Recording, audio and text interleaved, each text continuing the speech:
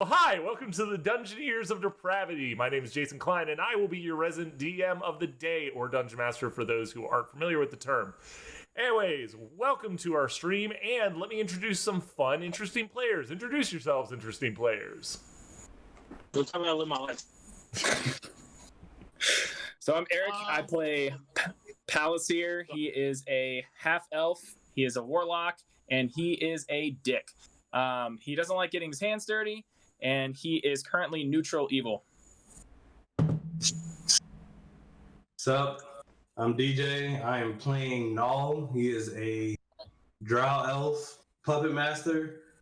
Nice little fun class I found that I was allowed to play. It's currently, right now, in the back of his mind, he's just in search of riches. I am lawful neutral. I'm Hot Pocket today, and I play Fleck.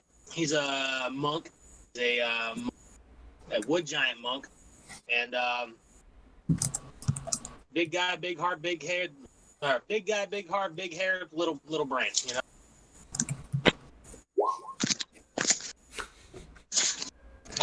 All right, so we've got our introductions. We're going to go to announcements. We still don't have any announcements yet because we don't have enough people following us. More importantly, though, we do have two shout-outs. The first one is going to Chress the Geek, which if it wasn't for him, we wouldn't have had to be able to edit all of this and post it on YouTube so people could rewatch this. Hopefully you're doing that. You know, no self-promotion or anything. And then the other shout out is to Boss Opa, who is the one who made our cool little logo. And he's got some other things in the work. He's working on banner, and he's working on some other things that once I actually get the time to set up the Facebook fully and the Instagram, we're going to post that all over the place, probably with some other strange photos that people feel like throwing on. Like Aaron over here, who likes to take random people's pictures with their own fucking phone when they leave it. Mm-hmm. Yeah, I'm looking at you, Aaron. Piece of shit. Anywho, that closes that up. To give a quick recap, the last time we came to our heroes, they were under attack on their airship. They managed to they repaired the invaders. Repelled the invaders, ending up killing all of them. One of them, I guess they decided to start throwing bodies over the edge. And they decided, after so many hard hits that they've taken over this time, they decided to kind of plunk down wherever they fell, in the case of Fleck, on top of the ship itself, and fell into a deep sleep. After waking up, Fleck was shaken awake, actually, by Dargo, who said, "Hey, I need to talk to you, get the others."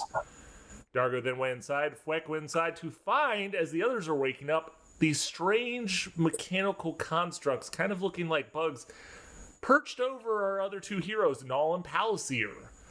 Freaking out a little bit, they actually discovered these constructs were a part of the ship itself and were working on healing our heroes.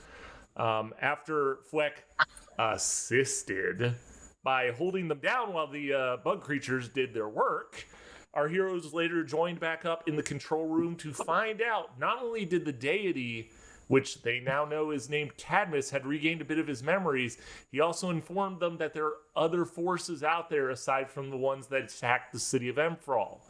He also said that they're probably looking for him and they should be expecting some trouble sooner or later. They also discovered that their ship that they had commandeered, what was the name you guys gave it again? Aether Hammer. Aether Hammer, that's right. Sorry, I needed a response for that one because I completely forgot to write it down. The Aether Hammer actually had an artificial intelligence that informed them that while it wasn't finished yet, it could still do some basic things and help them to actually pilot if they don't have one. Dargo stepped up and said, "Well, if you really need one, I can pilot. I've got the skill to do so." And since then, they've been flying away from the city as it has, last they saw, was being destroyed completely. That was probably about a day and a half ago, and our heroes are still on the ship. So, guys, you've been traveling for a day and a half at a pretty good click. You haven't seen anything, and you just hanging out on the ship. What do you want to Uh, You didn't think we'd get to. I So for the day that we've been on the boat, on the ship, I went down to the bottom level and inspected the inventory Well, to see what's down there. you have a bunch of barrels down there and a bunch of crates that are meant to store food, but aside from a very basic set of necessities, you don't have much there. Like, from what it looks like, while they outfitted it with the essentials as far as keeping the crew comfortable and making sure there are tools to do general repairs, as far as actual food and water supplies, you're pretty low, because obviously they weren't expecting for this ship to all of a sudden make its way out of the city. So chances are you're probably going to have to stop for supplies in the next, I would say, 3 days is how much food and water you have left aboard. All right, I take note of that. I have a thought. So, if instead of stopping for supplies, we become sky pirates, I think that would be way more awesome. Are you actually pitching this to the other crew members? 150%, yes. God, pirates. Well, All right, no objections. We're doing it. We're sky pirates. No. Dargo's just kind of raising his eyebrow and going, I'm all for stretching the boundaries of law and everything, but I don't think I'm ready to take on the persona of a pirate, as it were. Pirate's such a strong word. We'll be... Bandit, heathen. No, brigand. sky opportunist. We'll be sky opportunist. He's just going to shake his head and go back to looking over the controls. The entire time where you guys have been exploring, he's literally just been talking to the AI and working with the controls, trying to get a handle on everything. Okay. My wife's freaking out because we might have a tornado outside. Oh boy. A tornado? Wait, A nader. One of them naders. Wait. What time zone are you in? What state? Mountain. Colorado. Oh, He's in I Colorado. was like, oh, fuck. Yeah. I was like, oh, fuck. Do I have a tornado? No! You are nowhere near Colorado, good sir. This is the way we find out that we're neighbors. Oh, Jesus. Anyways, so, Palliser, it looks like your cries for pirating is kind of falling on deaf ears a bit. Well, let's keep it as a fallback, just in case we can't find anywhere to restock. We can always take it from other people that don't need it as much. Sky opportunists. Oh yeah, this episode brought to you by Pink Dust Water. It'll make you choke. So will I. Oh, gee. Wow. Jason's so disappointed. I'm just sad right now. I'm gonna be their poster boy. Pink dust water. It'll make you choke, and so will I. So, Oh, wow. No, you're gonna be the one taking the helm of this mad crew. I'm afraid. but I might. I'm afraid that I will. So I guess I go up to the AI and ask what is our current destination?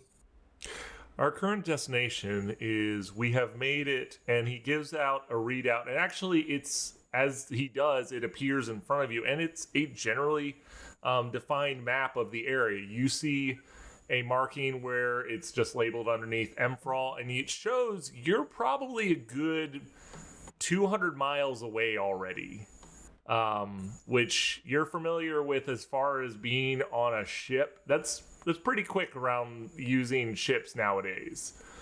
You're 200 miles south of Emphrall, but there's not really any other markings. Yeah, I seen your concern on your face. Perks up and goes, "Sir, if you'd like, we can initiate a scan, and I can find out if there's any nearby towns or cities." Or other weaker ships. Yes. Search for, I guess, any nearby towns. Not a problem. He turns around and fades back into the crystal. And as you see, the crystal begins to glow and changes from purple to blue quickly. And then the AI steps back and goes, I actually have 3 potential areas. There are 2 small towns and 1 barricaded city. As far as the 2 towns, they're about half a day from us. We'd have to do an entire day of travel in order to get to the actual city, though. It's entirely up to our crew. Well, I relay that to the others. I like how you do this, and they're actually standing in the same room as you. Yes. Palacier's been studying the crystal this whole time, and Relayed. oh, yes. Well, do we have any money? I mean, even if we stop in one of these towns, are we going to be able to buy anything? Provisions? Have any money? Let me see how much money I've got. I actually don't even know. Because I have like 40 gold, which is enough for like a sandwich, probably. Dargo says that for helping him out, he pipes up and goes, well, I've got a little bit. I lost a lot in the cave system when we were attacked. However, I still have about 250 gold left from my original store. So if we need to pay fees for docking or any of that, I can cover us until we can find some more work. And I Fair have enough. 200. You got 200 monies? Yep. 200 monies. I'm the Mhm. richest man you ever met. Let's try to find the cheapest area to restock and reproduce. Cheap is not necessarily good. It usually draws unsavory types, and we might end up having to defend our vessel. Dargo scratches his chin. Well, if from what I've read, looking over, when the AI is talking about our towns, it's probably referring to just an outlying little farming community. They might have, the bare essentials, a blacksmith or 2, some inns, maybe a tavern. There might be some work there. But we could probably just park the ship right outside of the town. We probably don't have to actually find an official dock per se. The city, we probably will have to pay some sort of docking fee, but obviously if it's more of a fortified city, they're going to have more trade, mean there's more stuff there, and then of course we might be able to find work and pick up some coin along the way. Exactly how does parking the boat work? Hear me out. We can park the boat, camouflage it, and just walk through somewhere before the city, of course. Camouflage it, park it, and I don't think that'll be very much difficulty. And Dargo raises his hand and goes, ship, activate cloaking initiative. Everything kind of takes on all of the lights in the entire area dim. And he goes, if you go outside, it's actually kind of, it's weird. It kind of bends the light and reflects everything around it, so it just blends in. It's why it was hidden from us when we found it in the dock. It was one of the first things I looked for after I figured out, oh, so this is how you do manual controls. Oh, fair enough. You guys want to head for the big city? yeah, let's head for the big city. I reiterate, how does parking the boat work? We tell it to park. I assume we can just tell it. Dargo shrugs his shoulders. He goes, well, I mean, I can do it, or you can just tell it to do it. That's what part of the AI is good for. We can. I guess I'm trying to figure out. We can literally just stop it. We can literally stop it. Me and Palacere can go down on ropes. You can just jump off the edge. You lug. I wouldn't advise that. Okay. Thanks. Wait, you wouldn't? How big is the ship? The ship is what was it? It's 30 from the front to the back. It's 37 squares long, dude. Times 5. 37, so 100 and... Quick math. You're on a very large house. My house is. I mean, he's Fleck is big enough where he can take that kind of a fall. I believe. Should be 190 feet long or 95 feet long is what it should be. How high up in the air are we? Well, right now you guys are a good probably 150, 200 feet up in the air. Yeah, go fuck yourself. No, If you When dock we it where you park. put it directly on When the we ground, which by park. the way, the reason airships are airships is they literally you can't just dock straight on the ground. You'll damage the flight systems. You can hover it. You can hover it, but you're still talking about this thing is Right. 3 stories tall. Okay, so I lied. It Yeah, doesn't it's a matter. story and a half. I mean, he's not So you remember wrong, how we but got you gotta on? think you're probably gonna be hovering 10 feet above the ground, give or take a few feet. And then you gotta think if you jump from the top, even if you hang from your hands, that's still a decent click down to the ground. Well, we could just tie a thicker rope for his thicker butt. I've got slow falls, so I don't even know why I brought this shit up. Forgot. Okay. So, it's going to take another day. Yes, you have a day of just preparing yourselves and asking questions to each other or to the AI or Cadmus, he's been kind of just floating around the deck. Like sometimes he'll float above the deck, sometimes he walks around it. You see him talking to the AI a lot, and when he's not talking to the AI, he's attempting to talk to Dargo, but Dargo's still kind of freaked out by him. He's like, I don't know what this thing is. So Neither do we. Neither do we. do we, since we're going to a big city, would we want additional people on the boat, like other crew members, That's a consideration. like a cook? Oh, I'm asking the other No, three. that's what I'm saying. Like, you can go ahead and you can hire people. Now, to do that, you're going to have to ask around. 1, 2, you do have to provide some form of wage for them. They're not going to be like, oh yeah, I'll fly around for free. That sounds great. Into immediate danger. It does sound great. But I will tell you this, there are some benefits, like you get special benefits for outfitting your ship with different people. If you get, for instance, a cook, that potentially, could give you temporary HP during when you disembark.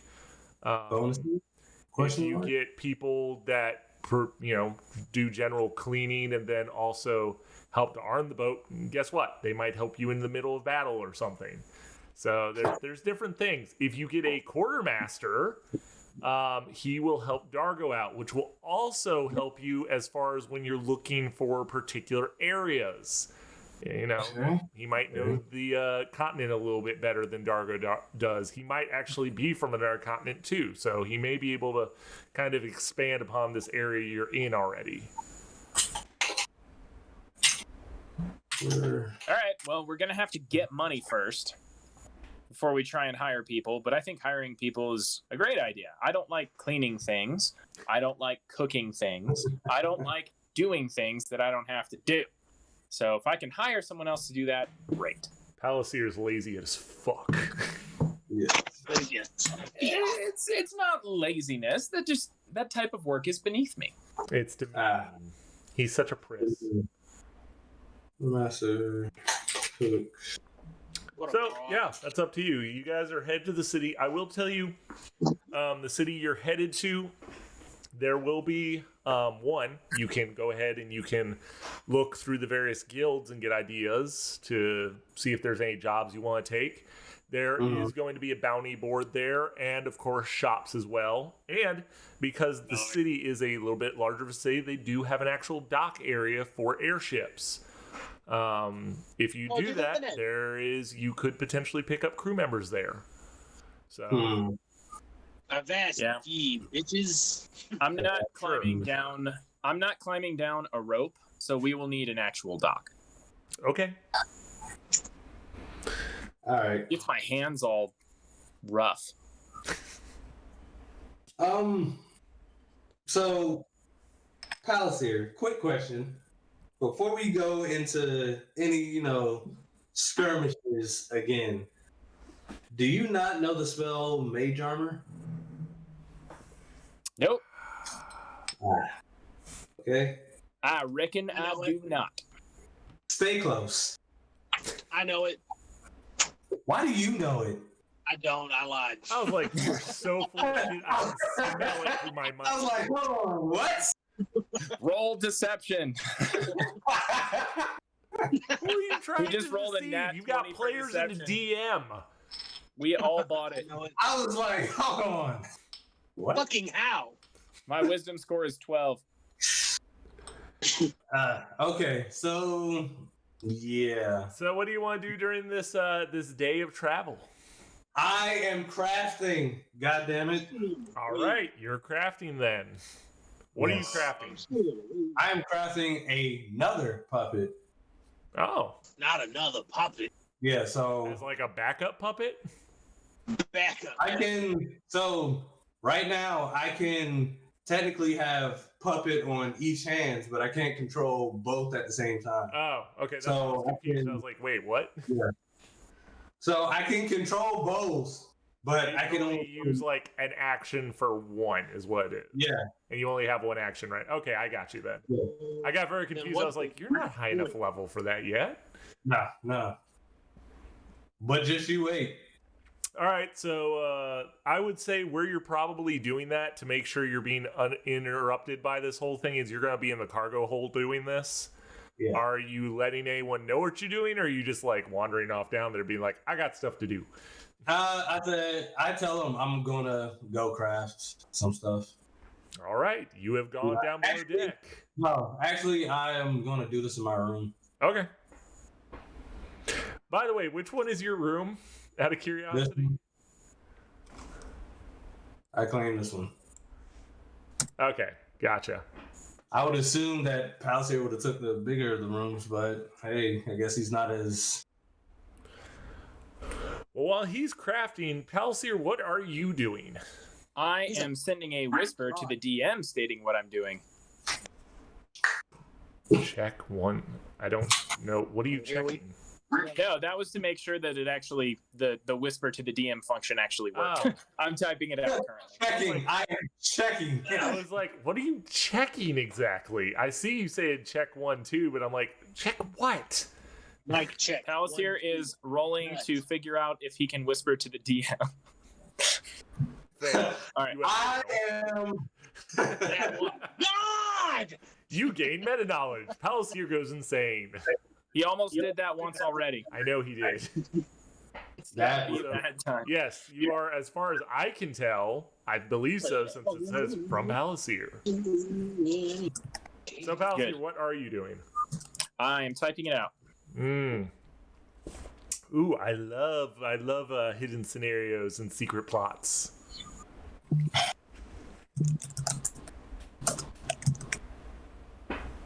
Free my man's hot pocket man.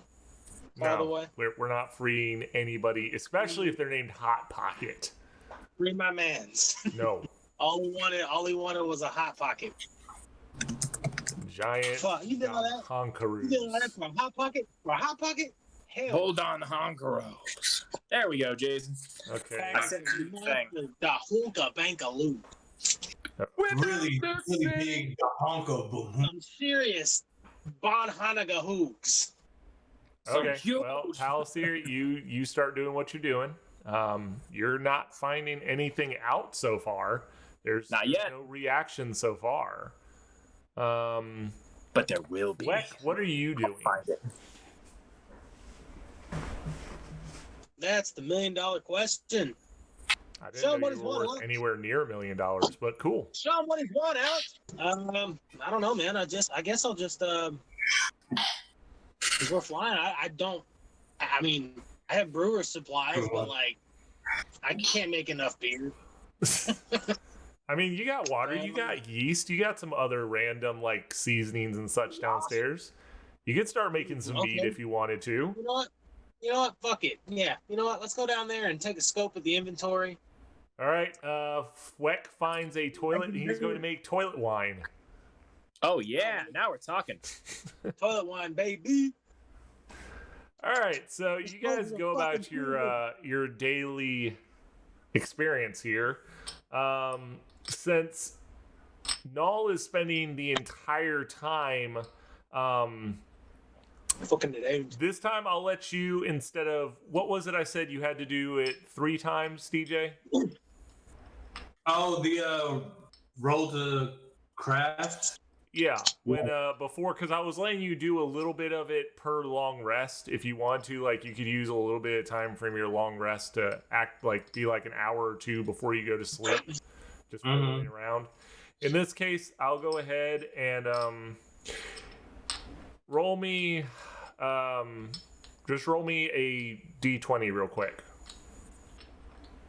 You know, I gotta say, You get the equivalent of 2 long rests of work on it. So it's almost built. Like, you've almost built the thing the entire time. Hell yeah. So you got a good portion. Like, you only have a couple more pieces to imbue with your magic, and you know this thing will work. So you could probably just, the next long rest, you can finish it up. Fleck, you have acquired all your ingredients. I want you to roll a d20. Oh God. oh boy.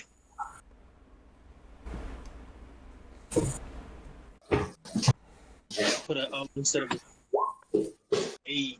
You have successfully, as you look over it, you smell it, you taste it, you're like, all right, and you cap off one of the empty barrels, and you have begun a actually very nice brew. Hey, Now you just gotta wait a couple months for it to be finished. yeah, no big deal. Let's see Hey, if we last. you have one month. cask of I have something preliminary. to live for. You have one dose of moonshine is what you're making right now.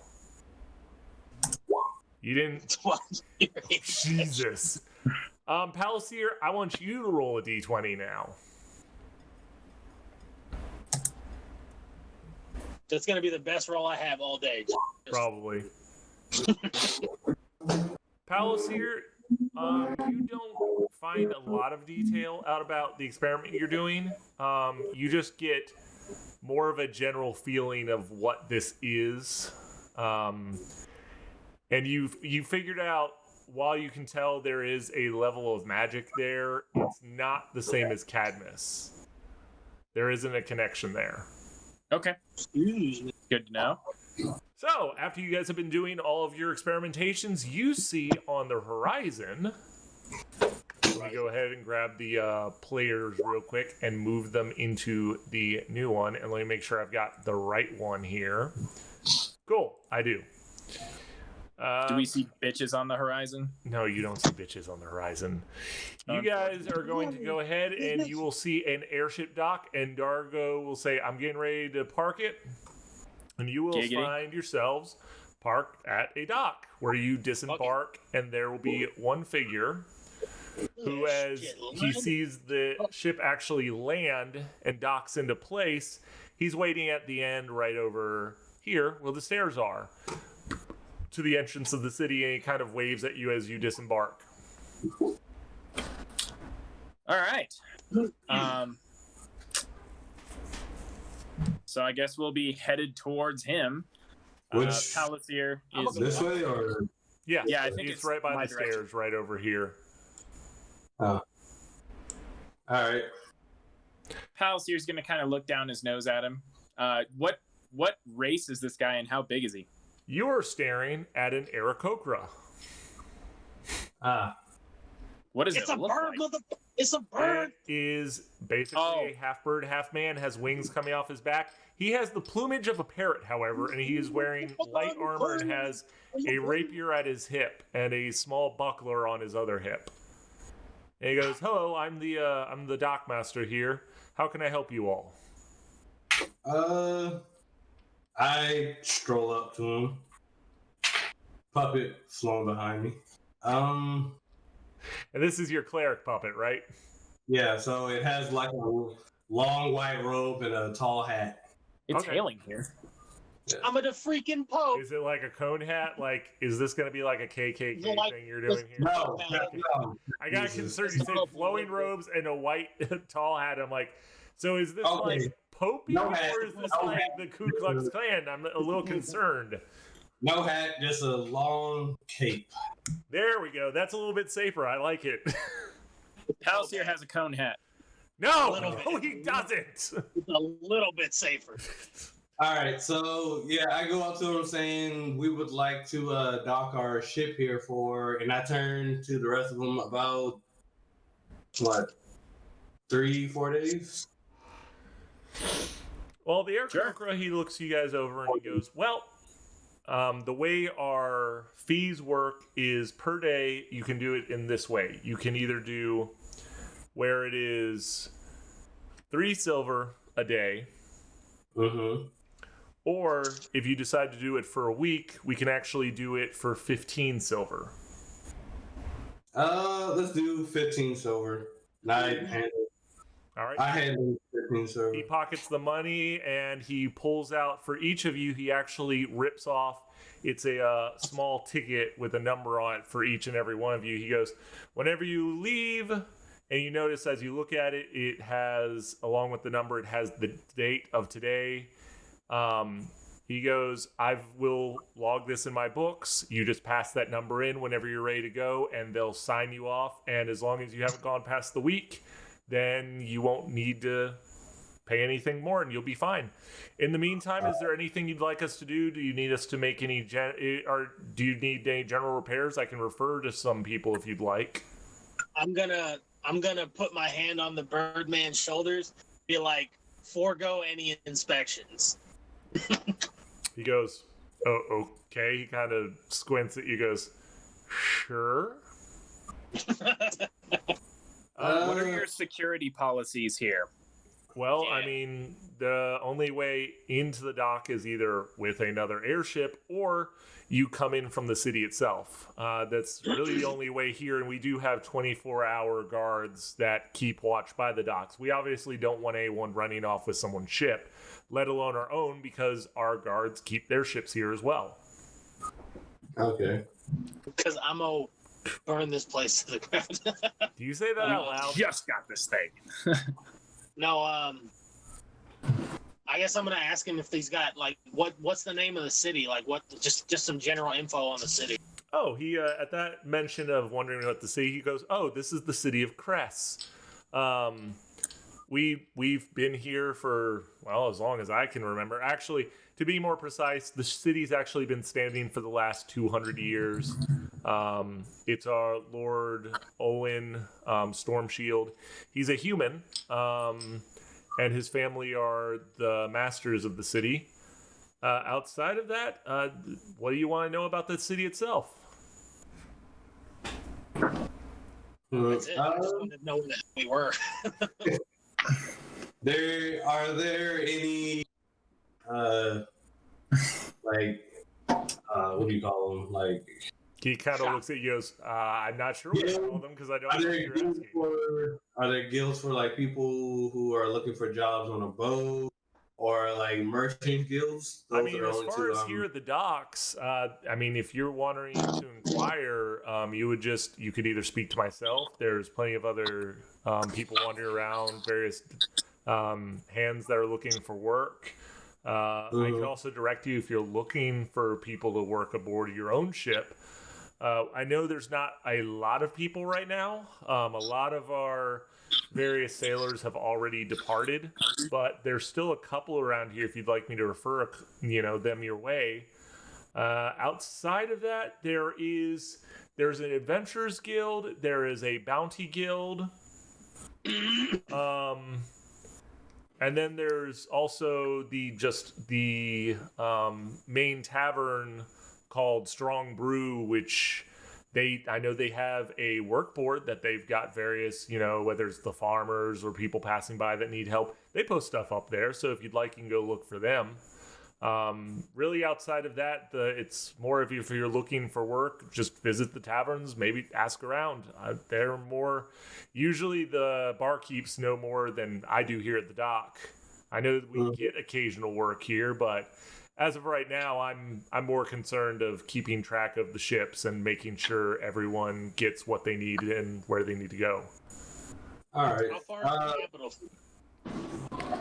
He thinks for a moment and he goes, if you're looking for the capital city, it's probably about a week from here if you have a quick ship. I'm glad we stopped then. I think bounties are typically simple work. I was thinking the same thing. And these two are good at smashing things for the most part, and being smashed generally. Last thing before we go, have you heard of any trouble? And I point to the direction we just came from because I'm all tossed around. From the previous city that way? He kind of raises his eyebrows and goes, "City? What city?" And then I, never mind then, good sir. Keep going. And I just walk on past. Still kind of perplexed, he goes, "Okay." And then he goes, "If you have any other questions, I'll be sure to answer them. But in the meantime, I do still have to fill out that log for you. So if you'll excuse me." Yes. And he bows, and then he departs off to a little shack off to the side at the other end of the dock over here. Okay. Palliser kind of dusts himself off a little bit in a disdainful manner. Just show this stuff. I hate dealing with those creatures. And then he's like, all right, let's go find some bounties. Wes is going to audibly yell, "Wow, racist!" Palliser's just like, As you say that, the Aarakocra turns around and goes, "I'm not racist at all. You knock those words out of your mouth." And turns around and heads back to the shack. yes, he's a delightful fellow. Or woman. Oh, or he's a delight. Bird. Burb. He's All right. good. Bird. All right, so you guys are headed into the city of Chress. Yeah. We're going to look for the, you said there was like a bounty guild? There it Yeah. is. Fuck. All right, 1 second. I need to check on something. We built this city. Hold on, I'm moving you actually over there. I have to carry you a little bit. We built this city on rock and roll. Built this city. Oh no. We built this city on rock and roll. Wow. There's a dick at the bottom of this map. Damn it, you gotta stop. I just cleaned all the water off my shit. There's a ticket. God damn it, Eric. Thanks. Look at it. It's majestic. I like that's what you got out of that, but not what I was going for when I built this map. It's just a Freudian slip, man. We know you're obsessed. Good lord. Down for the paint. So, you guys have officially entered. You are at the beginning of the city where the dock entry is. All right. You said there was like a bounty guild. Mm-hmm. There is. Is there any signage that we can see anywhere? I don't know. Why don't you look around? All right. Are you gonna... What do I see from right here? Do you want me to perception roll it? Sure, go ahead. We built this city. Bounties are easy work. Okay. Perception. I like how you say bounties are easy work. I'm going to give you the worst bounty possible now. Nobody said Palliser was wise. Yep, that's true. As you look around, you see there's a lot of people milling around.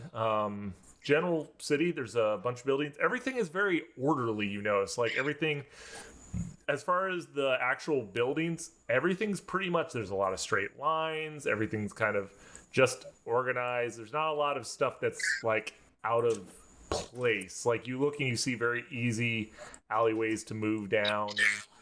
And, everything, the streets are very clean cobblestone. You can definitely smell food in the air. Like there's the wafting of cooking meats, and you can smell fresh bread as well.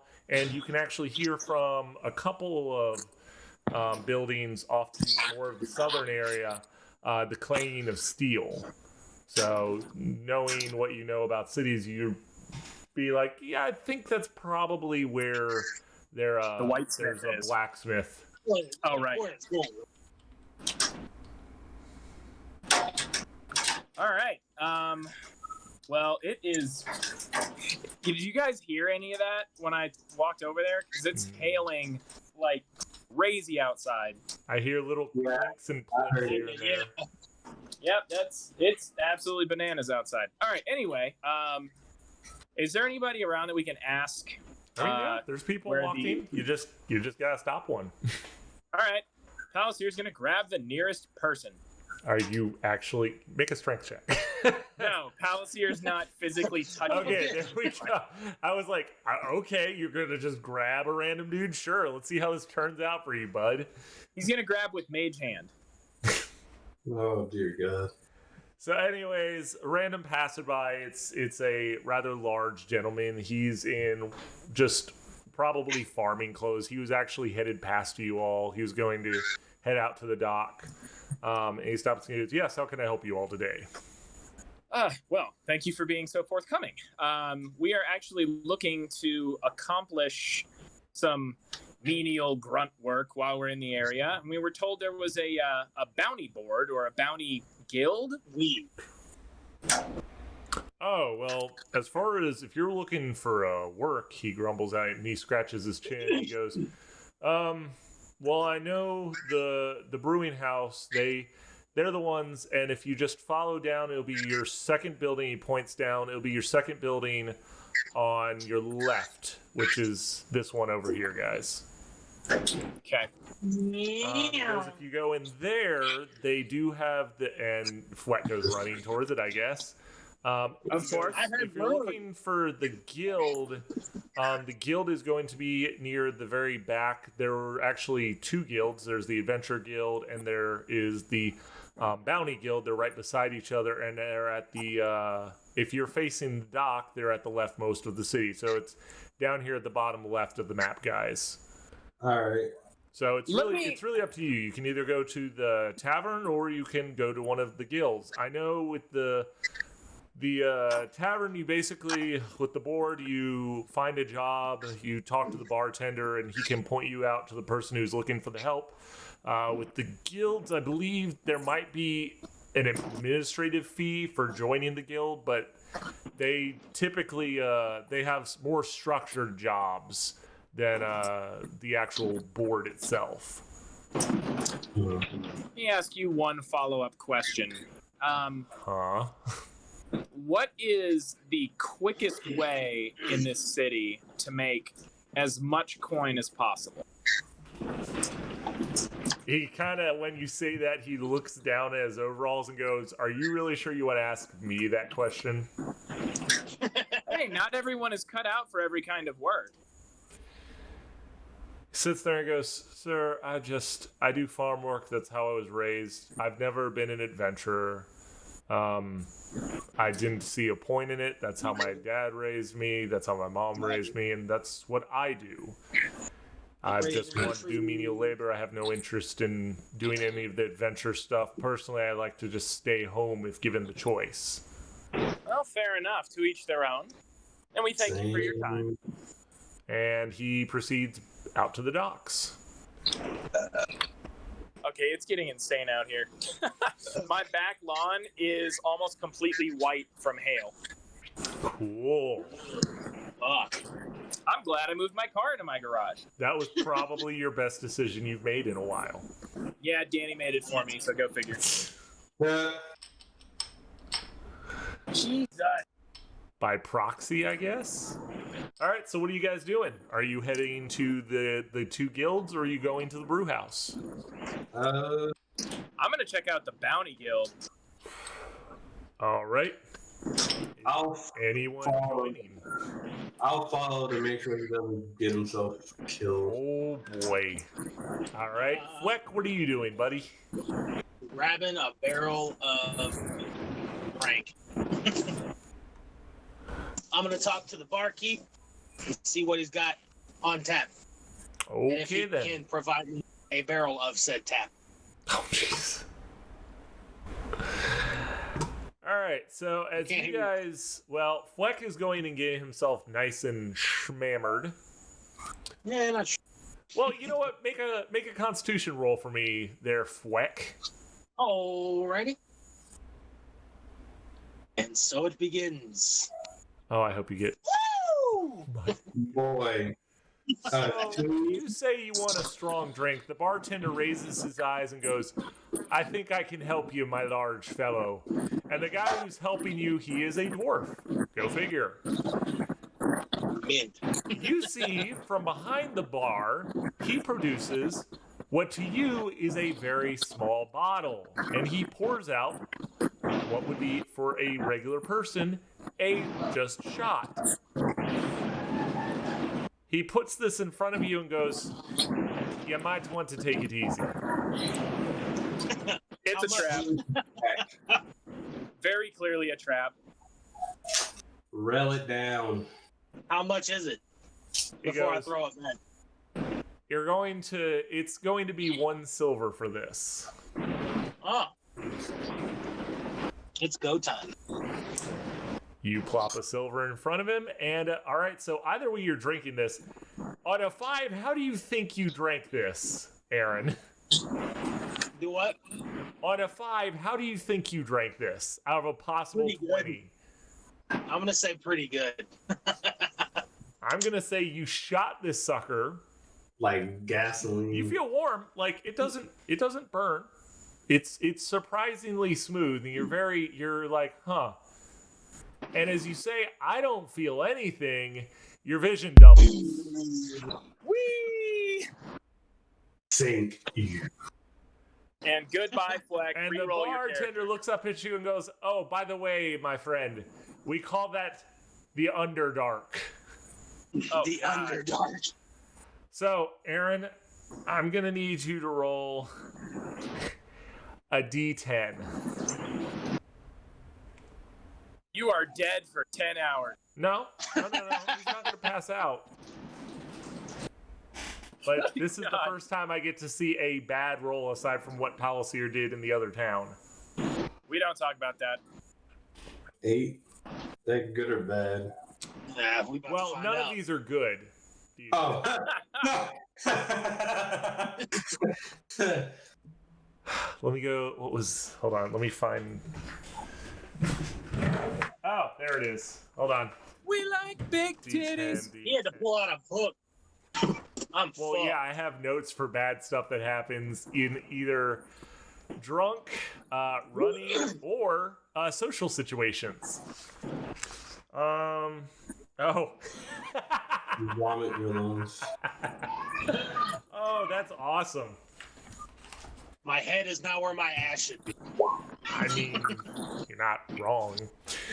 All right, so what ends up happening is, Fweck, you have instigated a bar brawl. Woo! So now It's that the there's a bar brawl going on, we go back to Palisier and Doll. All right. 2 buildings. They're both. I mean, one is very, very just. Oh, man. Very militaristic. Military-based looking is everything's very plain. It's bricked up, very solid. There's not much ornamentation, and it simply says Bounty Guild. Beside it is a building that's much more garish. There's flags on the outside of it, and it's called, in great gold, bold letters, Adventurers Guild. Huh. Well, knowing Palisier, he's gonna go in the Adventurers Guild. Bounties are easy, but adventurers look shiny. Well, entering inside, you are immediately hit by the smell of incense, beer, and you smell the tang of metal in the air. Like you can smell metal polish, and you can actually smell leather. And there's a couple people sitting. When you go in, it's very kind of plush. There's a lot of large, comfortable chairs. And behind the door, you see a counter, and behind the counter is a human female She has, while a very, very tight bodice, but she also has sitting against, as you look over, you can see the handle of a weapon sitting beside her. You can't tell if it's a blade attached at the other end of it. You just see a handle. And she leans over the counter and goes, "How can I help you, gentlemen?" So I'm actually looking for a place to make some coin, potentially doing various things that need to be done, whether it be combat, guarding someone, obtaining certain items. And this place seems to have it going on as compared to the establishment next door. She goes, "Well, okay. Well, if you're looking to work with us, just like even if you go next door, you'll still find the same thing. There is an administrative cost. That's basically just to process you in. We are across the continent. You'll find other adventurers guilds just like ours. Your membership applies to all of them. You pay here. You just show the badge that we give you, and you won't have to pay again. This is just a fee. We then send out runners that label it in, and they actually send it out to the other guilds, so you can take on more work without having to pay any more fees. The only reason we charge that is because we do take on more high dollar, just like the other ones. We do cater more towards the wealthy as far as needing to get things done. Sometimes it's guarding merchants, private security at parties, what have you. That's more of what we're about, or if they're trying to find a particular item. Next door, just like it sounds, it's kind of bounty hunters. You're looking to collect a debt or find someone. So that's the main difference between the two of our guilds. We both pay top dollar for the work, because if a merchant or someone else wants to hire our guild members, they have to shell money out for it, obviously. Quite so. What is the entry fee? The entry fee is actually 2 gold, but that includes, like I said, a badge. You'll be able to show that any of the guilds, they'll waive your fee after that point. And then at that point, as you complete it, you get obviously higher paying jobs. At first, it's going to be, it's not... when she says that, your eyebrows kind of raise, she goes, no, you'll still make money.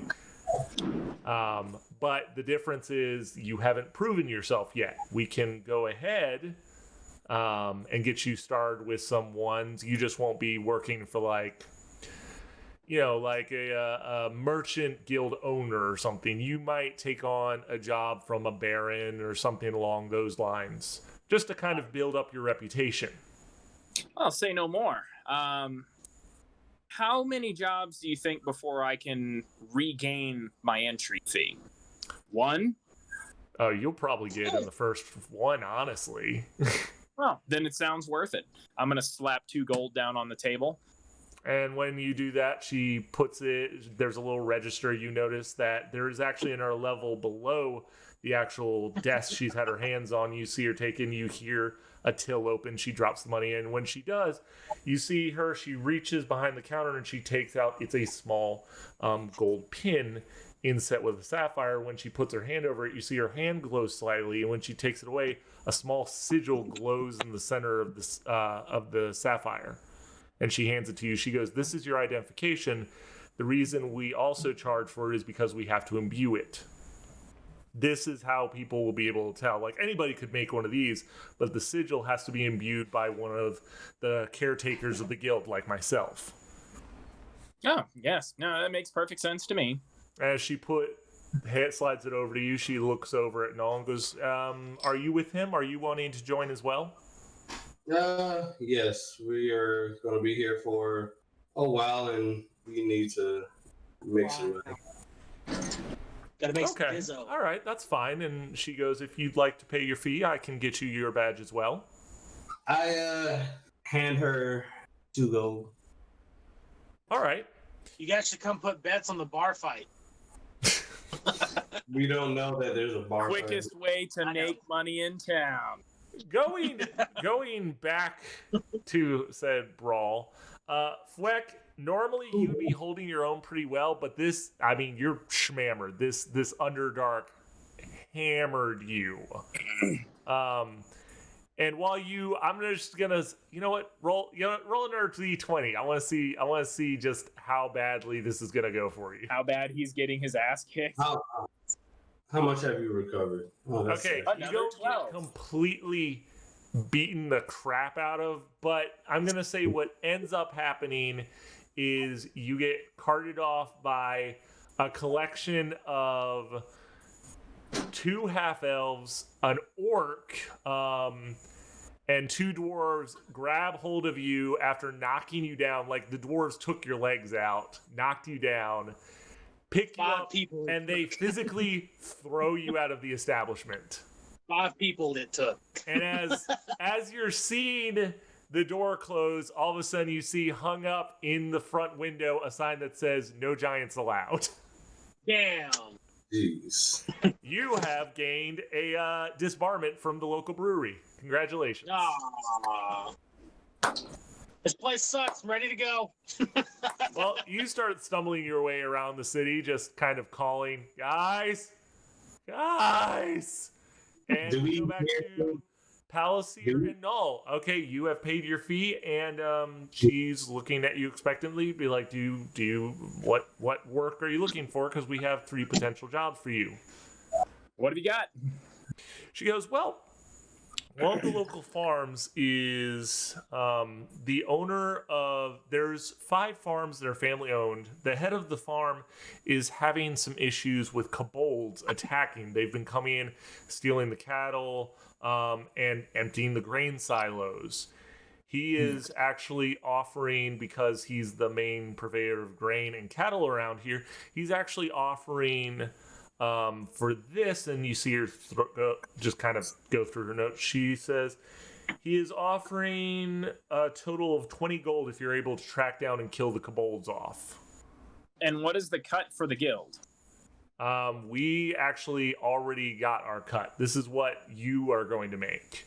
Before they can even post it, they have to pay the guild a figure depending on the difficulty of this. And based on our notes, and she's looking through, she goes, based on what he described, it says there's been he's seen a total of 12 kobolds. They were lightly armored, so we figured, we told him what our cut was, and then said, you need to figure out a price that will actually draw people in. And he said 20, and we went, sure, that's fine. As long as you pay our fee, we don't care what you say is the amount.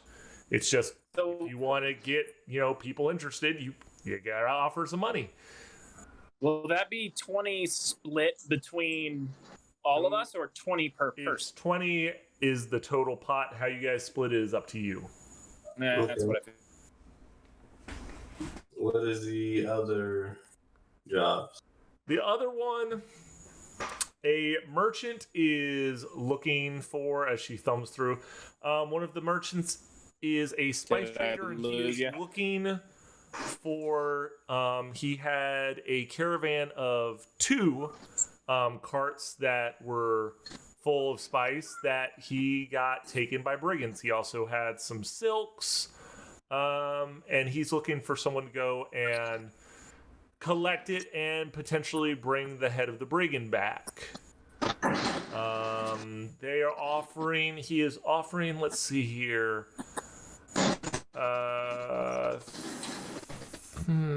it says here 30 gold and here it is. And then he's offering one of his selections of either spices or silks as well. One or the other. And he wants them dead, not alive. It says here that if you're able to locate and bring the carts back with what you can recover, which he's hoping as much as you possibly can, he will part with the 30 gold. However, if you're able to bring back the head of the brigands, which is literally, it just says the head, I'm guessing you can bring them alive or dead. It doesn't give an actual meaning behind it. He will give you either your choice of either a packet of his spices, by which it's a small barrel, or a bolt of silks. Okay. Because when you say bring in the heads of the brigand, It just says the head of the brigand, so I'm guessing I would say it's the you want leader. the head of the multiple, or you want the head like No, leader? just the head of the leader is all they're asking. Well, I don't know if he means that or not, so I'll take that in consideration. What is the third job? She sighs and she goes, He's actually here if you'd like to speak to him. I personally don't want to read this off again. The only reason I say talk to him is because you're gonna want to speak to him.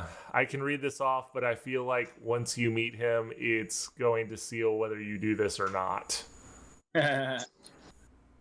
All right. Yeah, let's talk to the guy. I asked, where's this guy at? She sighs and goes, he's this way, and she gets out from behind the corner and she walks. She goes, this is one of our private client rooms. Normally this would be a higher level job, but nobody wants to work with him because he's a fucking asshole, is what she says very quietly, because you're getting close to the door. Oh, and no one wants to work with him. The pay's good, but like I said, no one wants to deal with him because he's just a dick. All right. And I look to my right. I think I can handle him. Okay. Let's meet the dick. And I've made my way downtown. Fast. Pace fast. All right. Okay. So she opens the door and goes, I hope you have better experience than the other adventurers. Everyone kind of steers clear of this room. Inside is sitting in what looks almost like a very ornate throne. When you walk in, the thing that actually really surprises you is how nice the VIP room is. There's a grand fireplace. There is bear skin rugs on the floor. There's tapestries hung up on the walls. Everything is very, very lavish.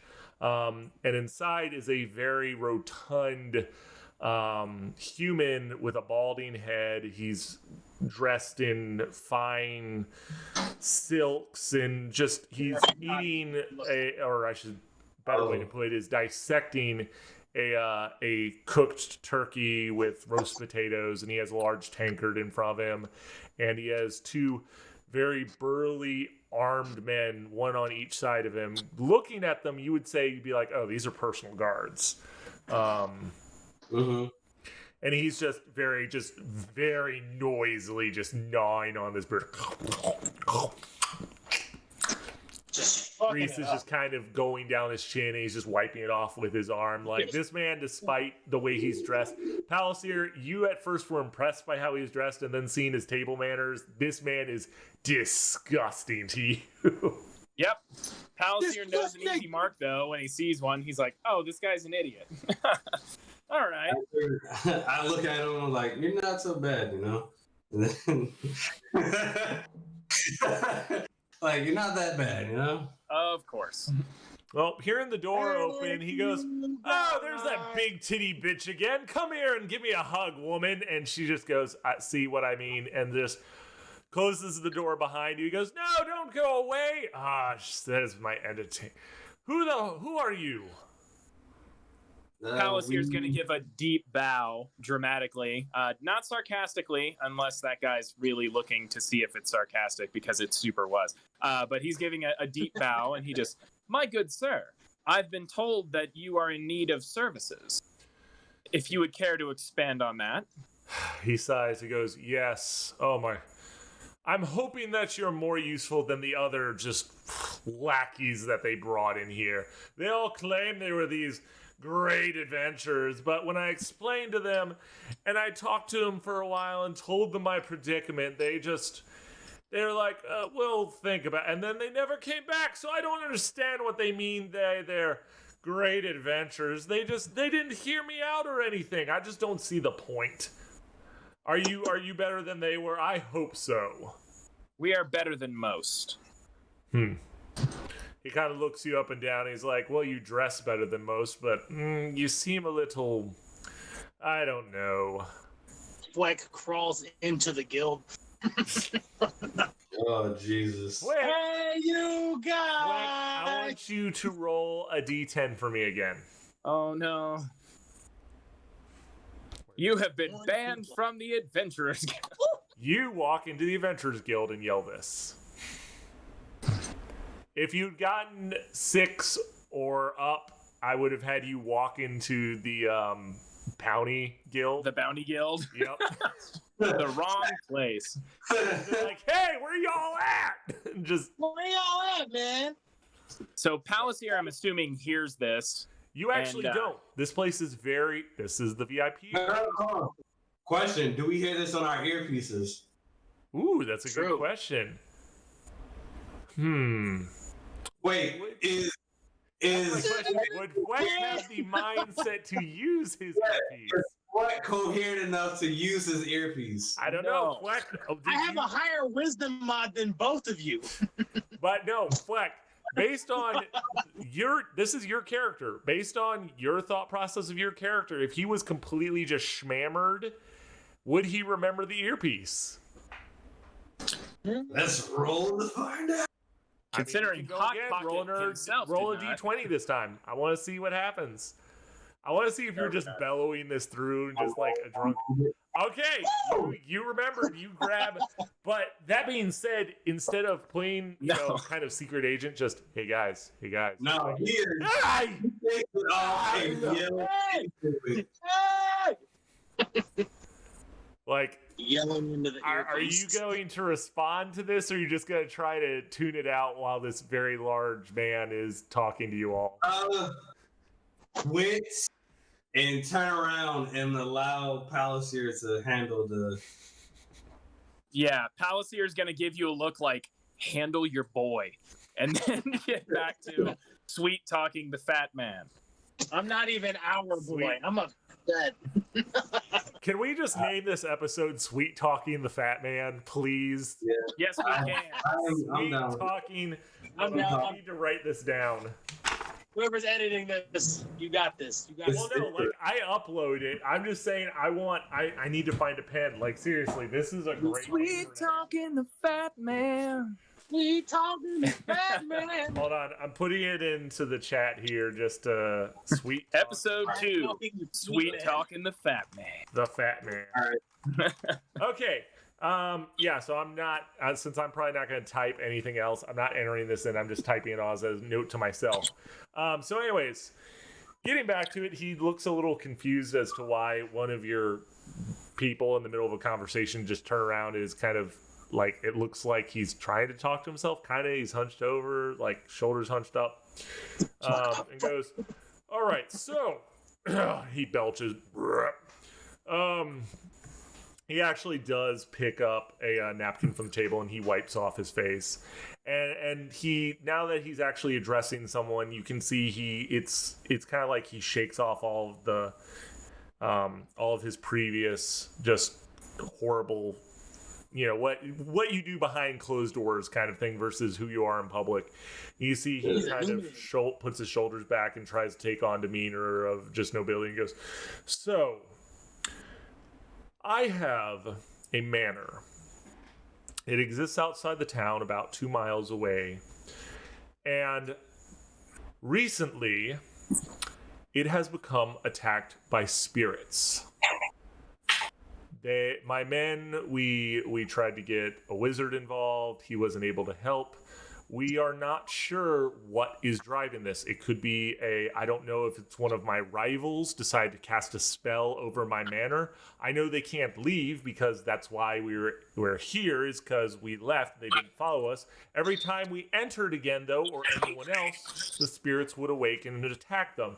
So I don't have access to my home right now, and I would like to have my property back. Of course you would.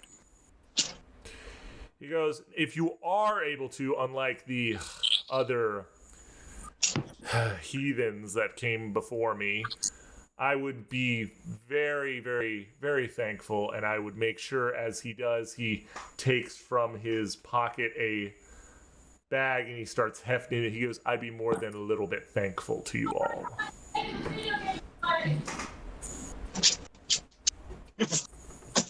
So Palasier is 100% on board with ghost hunters, and he's going to say, well, I do have some experience with the arcane, and I'm going to cast minor illusion and completely wreath myself in blue flames. He raises an eyebrow and goes, I mean, I've seen more impressive, but I'm glad to know that amongst you there is a spellcaster that would be helpful, obviously. Well, I wouldn't want to burn the establishment down, otherwise I would show you something more impressive. He chuckles, he goes, I like your stones. And when he says that, he elbows one of his guards in the chest. He's like, you see that? That's more the attitude I've been looking for. That's the Right in the freaking chest. He goes, and you see he rubs his second chin, and he goes, all right. I like that out of everything here, the second chin is the thing that breaks DJ. Chin. Good. I can't do it. So anyways, The more chins he goes, all right, so once you go there, and you've done the job, obviously we would follow you back to make sure the job has been cleared out completely. And once we got back to the manor and proof was there that it's been reclaimed, I'll be more than happy to give you the reward that I've put out there. Which is... He goes, well, you have choices here. You could either take 100 gold. Plus, I have this. He looks over and goes, Churchill, get the ring. And the larger of the two guards goes over and he pulls out a small box and he opens and he goes, this right here is one of the various trinkets that my family has had. This is a ring of cold resistance.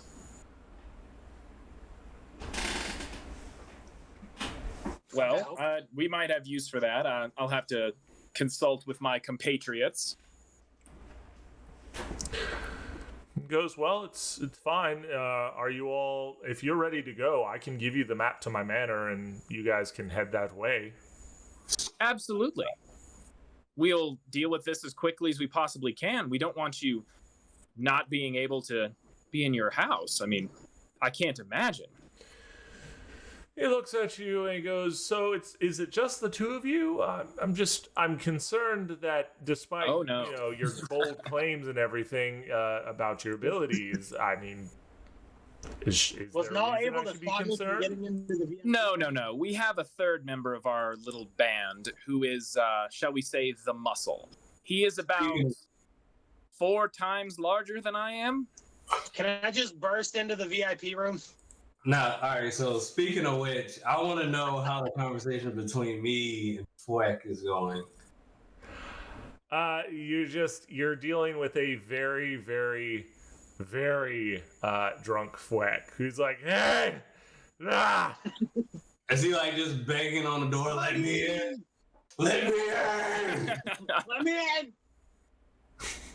Weck's really friendly. Weck's really friendly, like whether he's drunk or not. The fact that a bar fight happened, it must have been a misunderstanding. Misunderstand. He got Weck is too pretty friendly all around. He tried to grab some titties. All right, so I turn back around to Palasier and ask him, all right, so what are we doing? Palasier is going to turn back to the rather rotund fellow and request the map and tell him that we are fully prepared for any contingency. okay, all right. Well, he hands the map. He goes, just follow this, and he marks on the map. And you see it goes a little bit through the woods, and then there is eventually a large house. All right, easy enough.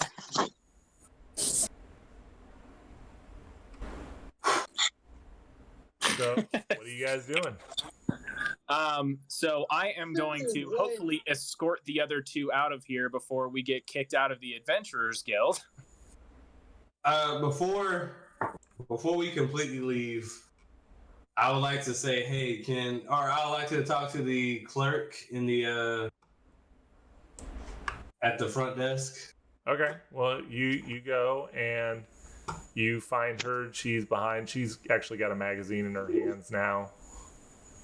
All right. I like to go up to her and I put 2 more gold on the table. I was like, hey, can I register my drunk friend? And I point to Sweat behind me, probably picking up and hugging someone right now. No, my I God. imagine. Please no. Find the largest adventurer you can and pick I him like hugs. I like hugs. Fleck likes hugs. Yes. I asked her, can I register my very large friend back there? Fleck, I said, put it on. I'm doing it. Fleck likes hugs. All right. Well, let's see here. Let me get back to where you guys are because I was just messing with the other map real quick. Boop. Let's see what you put down. Oh, Jesus. So yeah, Fleck he's just kind of, it's funny because the woman behind the counter she's like talking to Fleck, and Fleck has put his head down on the counter and she's just patting him on the head. That's a good lad. Good job. And she's like just like scratching behind his ears, and he's just sitting there like a dog. And he's making kind of this weird humming noise, which kind of is like a weird purr. It's a 14-foot cat, dear God. Forest giants, man. Give him a scritchy scritch. You like scritchy scritch. I mean, Aaron, are you going to be angry if a buxom, attractive woman, when you're drunk, just starts trying to, like, essentially pet you and pat you on the back? No, I would not be angry. You, unless by Danny the way, is watching this. No, you have come out, and this has started happening while you're trying to talk to Fleck. Like, he's getting agitated with you, and then she just, like, stands on top of the counter and starts scratching, like, around his ear, and he's like, oh, this is nice, and he just leans down to the counter. Just thunk. Just passes out. No. Palace here, you've gotten the rest of the information. You come out, and what you see Null just, like, tapping on, trying to get Fleck's attention, patting him on the back, and the woman behind the counter just being like, oh, there's a good boy. Just calm down. You're all right. And you hear this, you can actually feel the air vibrating from this hum that is emanating from Fleck. Pallister's just like, Oh, I'm Gregorian? Hell yeah. You are hearing a Gregorian chant in the background. Shaking the fucking bar. Or the Adventurers Guild. All right. All right, so Pallister is going to try and get them out of the establishment as quickly as possible. He's going to turn to the clerk and he hasn't caused any trouble, has he? She just looks at him and goes, no, he's been a delight. He's just friendly. Plus, I deal with a lot worse every day. You think I'm that worried with all of the lectures that come through here?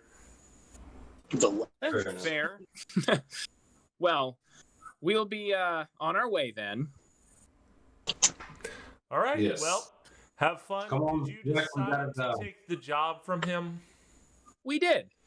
She sighs and says, thank goodness someone's taking it. This means that he'll finally be leaving. I know he's paying his fees, but he's just so obnoxious to deal with. I figured. So is Fleck gonna come along with us, or is he just enraptured by this chick? She sees come that on. you're, like, looking between the two of them and, like, motioning to the door, and she pats Fleck on the head and goes, now be a good boy, dear. Come on, quick. We got job. Send me on my way. All right. So as we walk back out of the Adventurers Guild, Pallister is going to kind of sigh, and he's okay. We might need some form of enchanted weaponry because we may be fighting some ethereal beings. I have an enchanted weapon. I have fists. I don't know how effective fists are going to be against. What if they're infused with chi, which is kind of like enchanting? I don't think it counts as magical bludgeoning, so. I don't think it does. I don't know that. I actually don't know that. Here we go. Are you gonna monks Goku fight punch them? ghosts? Can monks fight ghosts? Are you yes, looking this you can, up? you can. I will just, before we get into that, yes, you can fight them. There's just, When fighting defensively, the ghost monk gets an attack of an opportunity against an attacker. I can be a ghost monk? no, Wait a minute. it's too No. late. So anyways, what are you all doing? Laughing I guess- about can monks fight ghosts?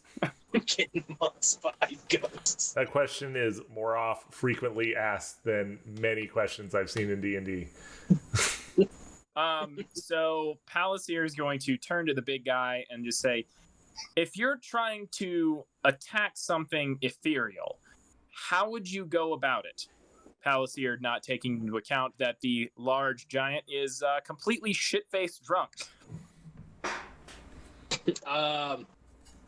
Me punchy Beer. thing fall down. Uh-huh. All right, Yeah. well, best of luck with that, I suppose. Maybe we should get you like a stick you can hit him with that's magic. Yeah, I've got a quarter staff. I could probably go get. It might help.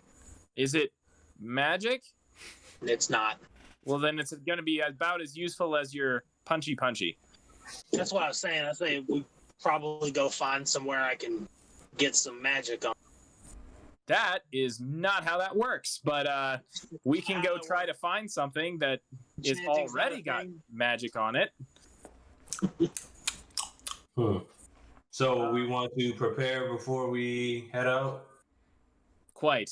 Dargo said he had money. We may want to procure some money from Dargo and then pay it back like it's a loan, Okay. or not pay it back. No interest loan. Does Dargo have an earpiece? No, Dargo Yeah. does not have an earpiece. But we can tell the ship to tell him something. Yes. You can do that. Thank God. Tell him to get an earpiece. Palsier's gonna poke his ear. Palsier's gonna poke his ear and try and activate the earpiece, and he just ship check 1 2. Yes, checking 1, 2. How can I help you? We need money from Dargo. Can you let him know? You hear a slight hum, and then Enterprise, beam. I'm trying to figure out how to effectively say this. He said something along the lines of, as I quote, "Bugger off." Oh, did He we said- catch him during his private time? Get Doesn't fucked. matter. Need to relay that to him. No need. Let him know it will be a loan, and we'll get the money back to him hopefully by the end of today. You hear the same hum. He says he's still trying to sleep. Fuck off. Well, I have. He wasn't too pleased about the construct I sent to go talk to him. Well, Oh yeah, you mean the supersonic skittering mechanical bugs? Yeah, I wouldn't be too fucking pleased either. All right. Well, let's try to find this place, and all right. hopefully the prices aren't, Astronaut. yeah. Well, any sort of enchanted whacking stick is going to be more than 50 gold. So I'm thinking we go punchy punch. So this ought to be really fun to watch. Can a monk punch ghosts to death? We'll find out. On the This next and more episode next of time. Dragon on Ball Dragon Z. Ball Z. I like how we all went the same direction. with that. Collectively. All right, so what are you guys doing? Are you gonna try to ante up some money and find a magical item for Fleck, or are you gonna go to this manor? I say we try and find some potions or Okay. any sort of Yeah, potions. Potions, honestly, is probably the best call. Well, to save a little bit of time, what I'll do is I'll go ahead and tell you now. You wander around, you find a couple of the markets around here because I want to get this moving along. And you find there is a shop that has 3 lesser healing potions. So that's, if I remember correctly, it's 1d4 plus 2. Each of those are 10 gold apiece. You find 2 regular healing potions, which, if I'm remembering that correctly, it's 1d8 plus 4, I think is what it was. Nick, can you double check the healing potions? Nick's watching, by the way. Oh, okay. The only reason I don't is because I've got other things pulled up on my phone right now. Yeah, no worries. I didn't pull it up on my screen because we're recording. If I pull up on the screen, then we're just looking at whatever I have out on the screen here. Well, Nick double checked it, and he said you are correct with your healing potion. Hey! So, well done. Wait a minute. No dual screens. Rookie move. And the regular healing potions are 20 gold a pop. All right, and that was, you said 1d8 plus 2 for the regular healing potions? No, 1d8 plus 4. Plus 4. All right, I will It's take... plus 2 for the lesser healing potions. Gotcha. We're fighting ghosts. Per other things, supernatural phenomena. Ghosts You're can be also hit with able to iron. find in what I'm calling it a scroll of the sage, which what that does is that will, let me double check on what I did for that one. Oh, you actually could do this. This, however, is pricey. We don't have money. This one, well, this one would be 60 gold. Ooh. Well, here's why. The Scroll of the Sage allows you to cast the Healing Spirit Scroll, or Healing Spirit Spell. It's a bonus action, 60-foot range. It lasts for 1 minute, and basically, Nature Spirit appears to soothe the wounded. Everything in a space of a 5-foot cube. A small transparent beast or fey creature of your choice appears, and whenever a creature you see moves into the spirit space for the first time on a turn or starts its turn there, you can cause the spirit to restore 1d6 hit points to that creature. No action required. It can't heal constructs or undead. You can also use a bonus action to move the spirit up to 30 feet. So it's only the first time you move into the area you get healed? Yes, so for 1 minute, basically, I'd allow you where you guys could pass through just back and forth pretty much. Yeah. So, like I said, you don't have to stand in its area. If you're standing in its area, and basically if you move in, you get 1d6, and if you're still standing in that space, when your turn comes back around, it's another d6, or you can just pass through and you get 1d6. So you guys can just run through it back and forth for all I care. Okay. But I would Very useful. I would have to basically that would be 10 turns worth of healing 1d6 that you guys could divvy out amongst each other. 10d6 is a lot of fucking healing. That's a whole lot of healing. Is that That's why I iron said gold it's what was where I it? can buy? 60 gold? Yeah, 60 gold. I'll per I'll d6. hand that up. I'll buy it. All right. Good, because I don't have enough money. You buy 1 scroll of the sage, which all you have to write down for that is just you have 1 use of the healing spirit druid spell. Boy. Is there an iron quarterstaff around? Ghosts can be hit with iron. I mean, This is not supernatural. you can still hit it. Oh, Yeah, you can still hit it. Just usually takes less damage from getting punched in the face than, say, a person would. Not supernatural. So you Maybe guys we have can find got a, scroll. I will tell you this: if you're trying to find a magical weapon, just like a base magical staff, you could find a quarter staff, but it's going to cost you 150 gold. nope, we're good. I'm just gonna go punch it. And you have to remember Many times as I can. that will only apply. By the way, your bonus attacks will not apply to that. Like your punches don't count. So yeah, you can hit with the stick, but that's the only bonus you're gonna get. Wait. You need magical brass Oh, knuckles. to the stick? It's a quarter staff. Oh yeah. Well, if it's a quarterstaff, it's a monk weapon. No, that's what I'm saying. Like that applies to that one attack, but your bonus It's attacks not are with your unarmed. fist. Are unarmed. Yep. As we So you would only get it for that first attack. All subsequent attacks after that, you don't get the bonus. All right, let's go Man, check fuck out it, this I'll- haunted house. All right, Yeah, we're going to the haunted house, folks. I bought a regular healing potion, Jason. Okay, well then go ahead, document that you've got a healing potion, a regular one, and that you paid the gold out for it. Already did. All right. I'm here. I'm gonna go change the work clothes. So when All right. he changes the work clothes, I will get the map moved over, and then I will give some background on the thing you find. So as you walk through the woods, you go through, and I did actually roll. You were unmolested by anything, figuratively and literally. Unfortunate. No, I don't think so. Yeah. No. You manage to make your way through, and as you clear the woods, you find at this point a little bit overgrown as far as the lawns are. What used to be very manicured trees, and a very, very large manor. You did remember that he said been only a couple days. Well, looking at the manor now, you see the windows, a lot of them have been broken out. As you get close to the manor, there are dead patches of grass. You see a lot of spider webs, and the door is partially hanging open. Outside of that, though, there's no movement. It's still daytime, by the way. It's not nighttime right now. So, what are you all doing?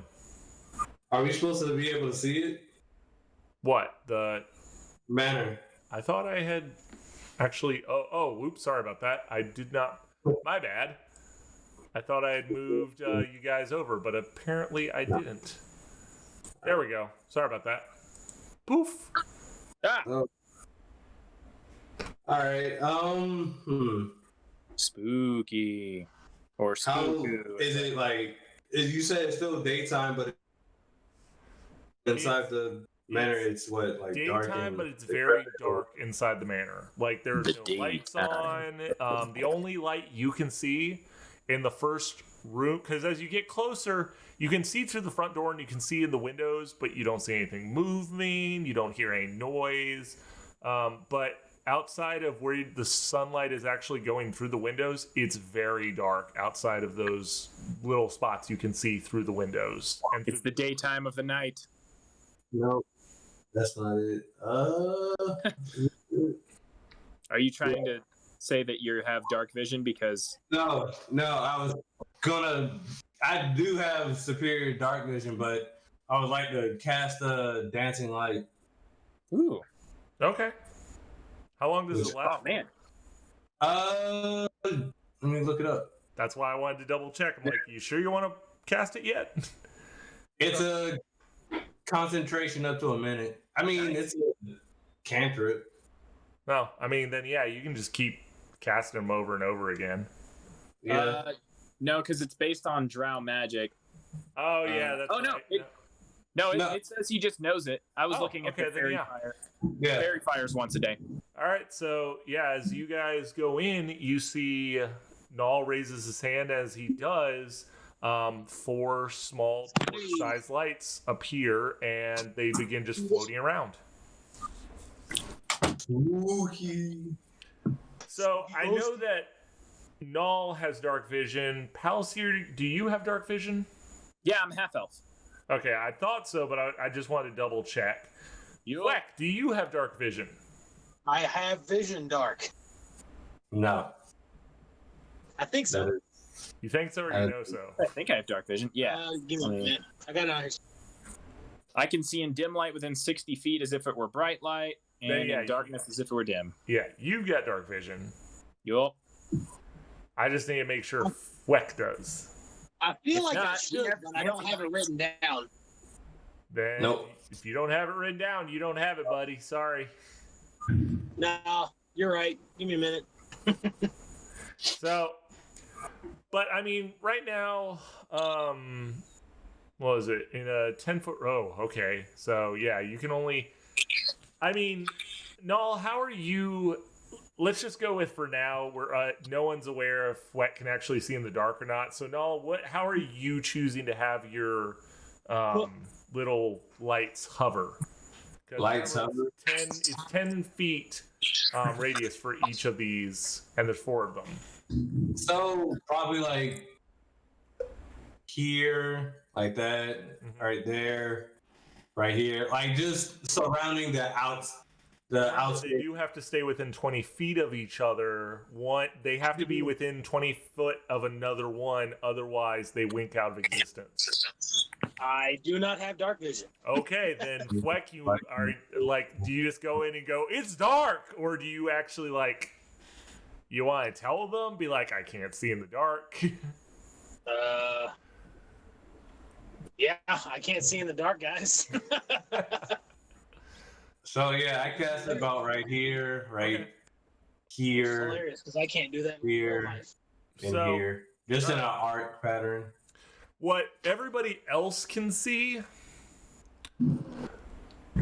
is Null, Palisier, you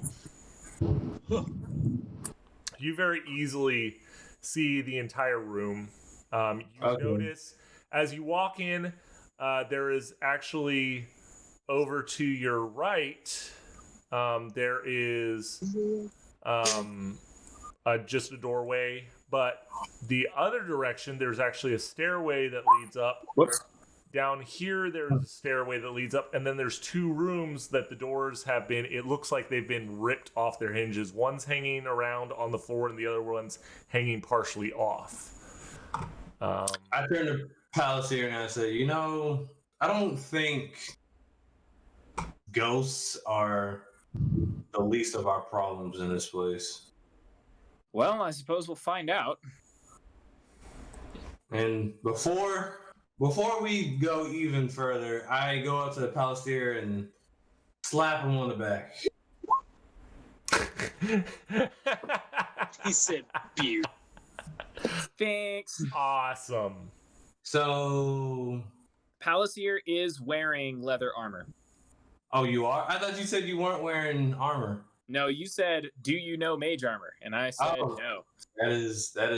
Wait, so why is your AC 10? because my dex is like -4.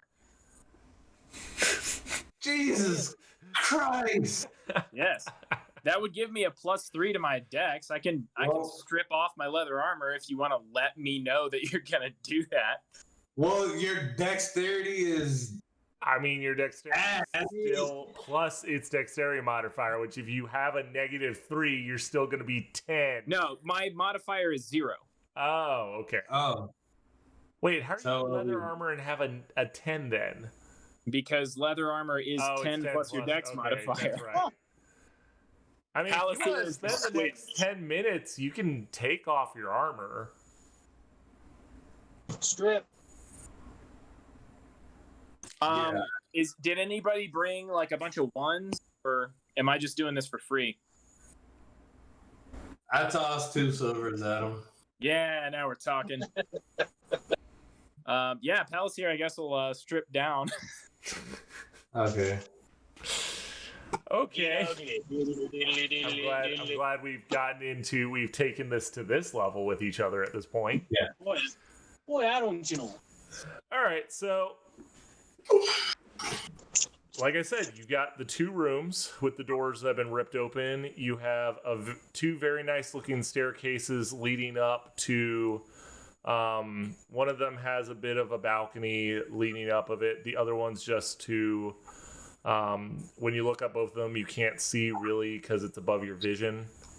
These lead up a good. I mean, Fleck, if you actually had dark vision, you could see what was up there, but you don't. And then you have the room off to your right. So it's up to you what you want to do. All right.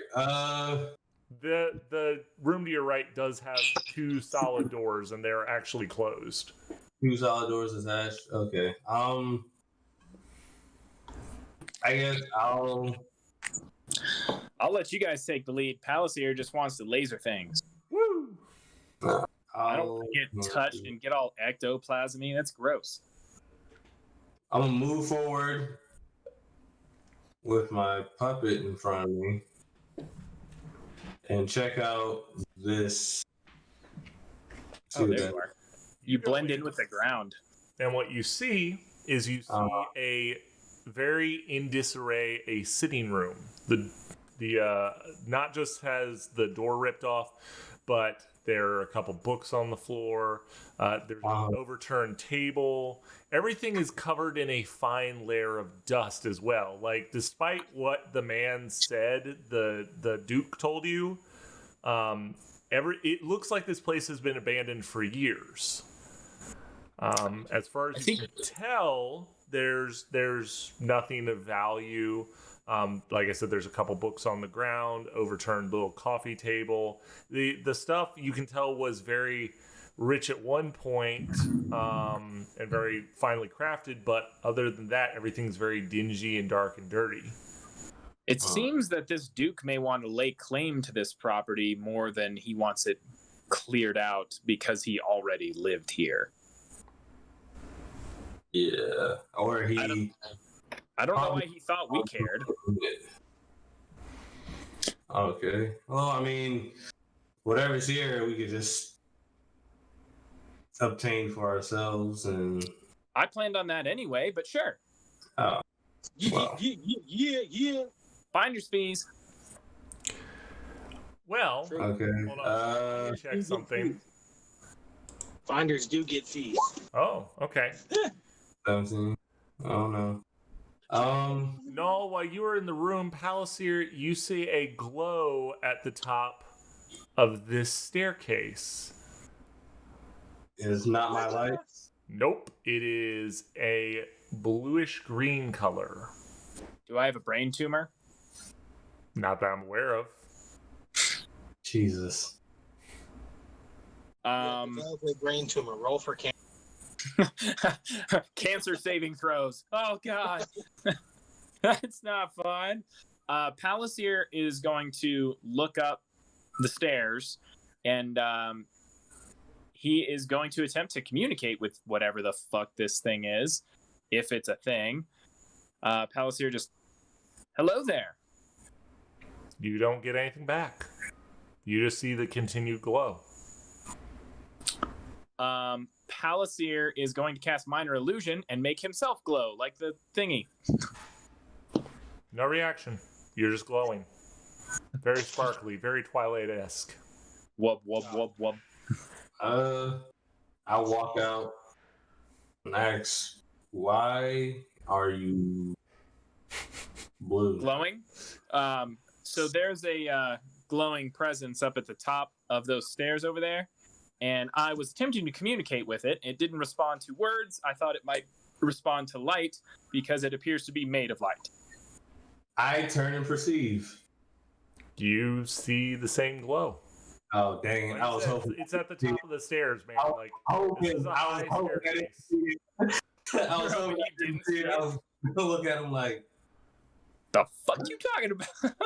No, you definitely, because of the darkness, you see that glow, and even Fleck, you actually, because of your height, you would see. You can't really discern much detail, but you see there's a vaguely humanoid shape standing at the top, glowing. not liking that. Can I go and touch it?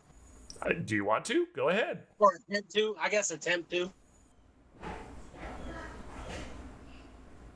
Are you?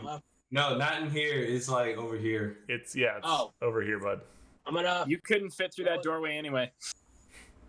I mean, Too he thick. could. It would just, he'd have to squeeze through. Chunk modifier. Can I like reach my arm in? Is it like close enough to where I could just like lay down and reach? Are you talking about the door, or are you talking about the stairwell? I'm The talking stairwell, about you're fine. The blue thing. The blue humanoid figure. Oh no, that I you saw. definitely I'm trying cannot reach the blue thing. It's up the It's stairs. up the stairs. Like, you can see it now that you've gotten closer. You can definitely tell it's humanoid, and you can't tell its features. You would say, based on the size, it could either be an elf, it could be a human, it could be a half elf. You're not sure what race, but you definitely know it's about within that range of size. Use your hug powers. Hug powers activate. It just needs some love so it can move on. So this, this is the stairwell. Yes. Yes. Okay, I'm The gonna one go you're walking up sideways. He's crab walking up. Okay. Oh God. You get He's here. drawn by the darkness. Oh, I'm not liking that. I don't like that at That all. looks You super see friendly. a vaguely glowing, bluish green humanoid figure, and they're standing there, and you can hear them whispering. They're not moving towards you. They're not moving away from you. They're just standing there, and you hear them whispering. Whispering what? I don't know. You want to get closer? Like, you want to lean in and try to hear what he's saying? It's gonna bite your titty. All right, What you got? Fleck. When you get closer, you hear a man's Like voice. swords, man. You hear a man's voice saying very quietly, "No, that's not what I ordered. That's not at all what I ordered.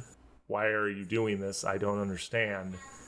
And then as you lean in, it turns around and looks at you, and as it looks at you, the form disappears and a floating glowing skull blazes into bright red and yellow light. Roll for initiative, all of you. Yay, Gee. you made a friend. Ooga booga booga. Yeah. I ordered. That's not what I ordered. I ordered sausage and cheese. My -1 initiative roll. Yeah! Palliser is quick on the draw. Fastest Eldritch Blast in the West. The West is slow. Yes, the West is super slow. That's little known fact. West is slow as balls. Jesus. Damn it, I erased Hot Pocket by accident. Hot Pocket, roll again, please. Get your 10. I'll adjust it, but I need him to roll again. Yeah, you, So, so it'll populate. no. Let's stick with the 6. I like that idea. Bitch, no. No, No, I'm not going to be that person. don't be a hoe, Jason. All right, so we have the spirit, Actually, which you know I have what? to roll for his At least initiative it's on real quick. initiative. Bam, boom, baka, boom, bam, bam, bam, baka, boom, bam, bam. All right. Hey! Now Ba-da-da-da-da. that we violated so many, oh Jesus Christ! What? Wow.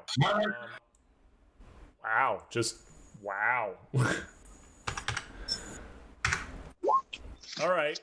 So, First off, fuck that guy. all right, let's go ahead and adjust this real quick. Poof. All right, so Null, it's gonna be your go. Now, keep in mind you're at the bottom of the stairs, so you see the light intensify, and you see a glow. You don't see the skull yet; it's still lowering. It's still low, so you can't see it at the top of the stairs. But you definitely saw the light change drastically, and Flex like, "Oh shit!" I moved Oh, my shit. puppet up. Oh shit! Oh shit! Oh snap! So You're now do I see the Oh yeah, flaming? you see this blazing skull sitting in front of Fleck, just like eyes just glowing bright red and jaw just hanging open. Very So- clearly friendly.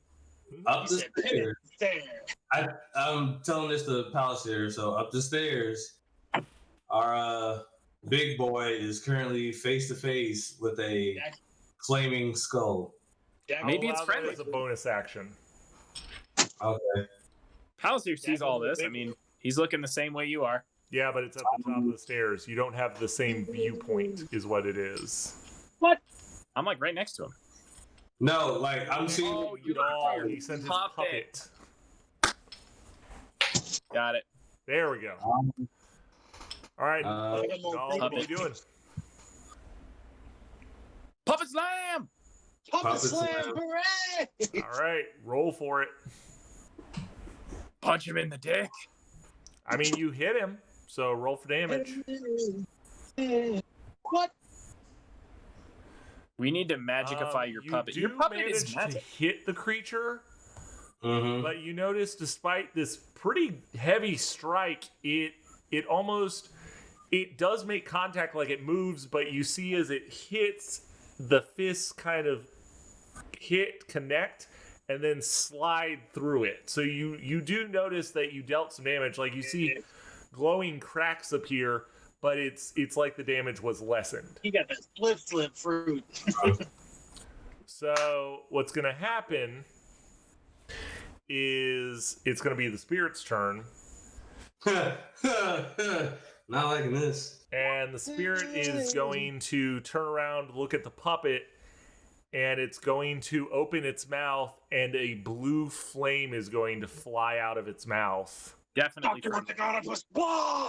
That's good. I'm a charger. Oh, nice.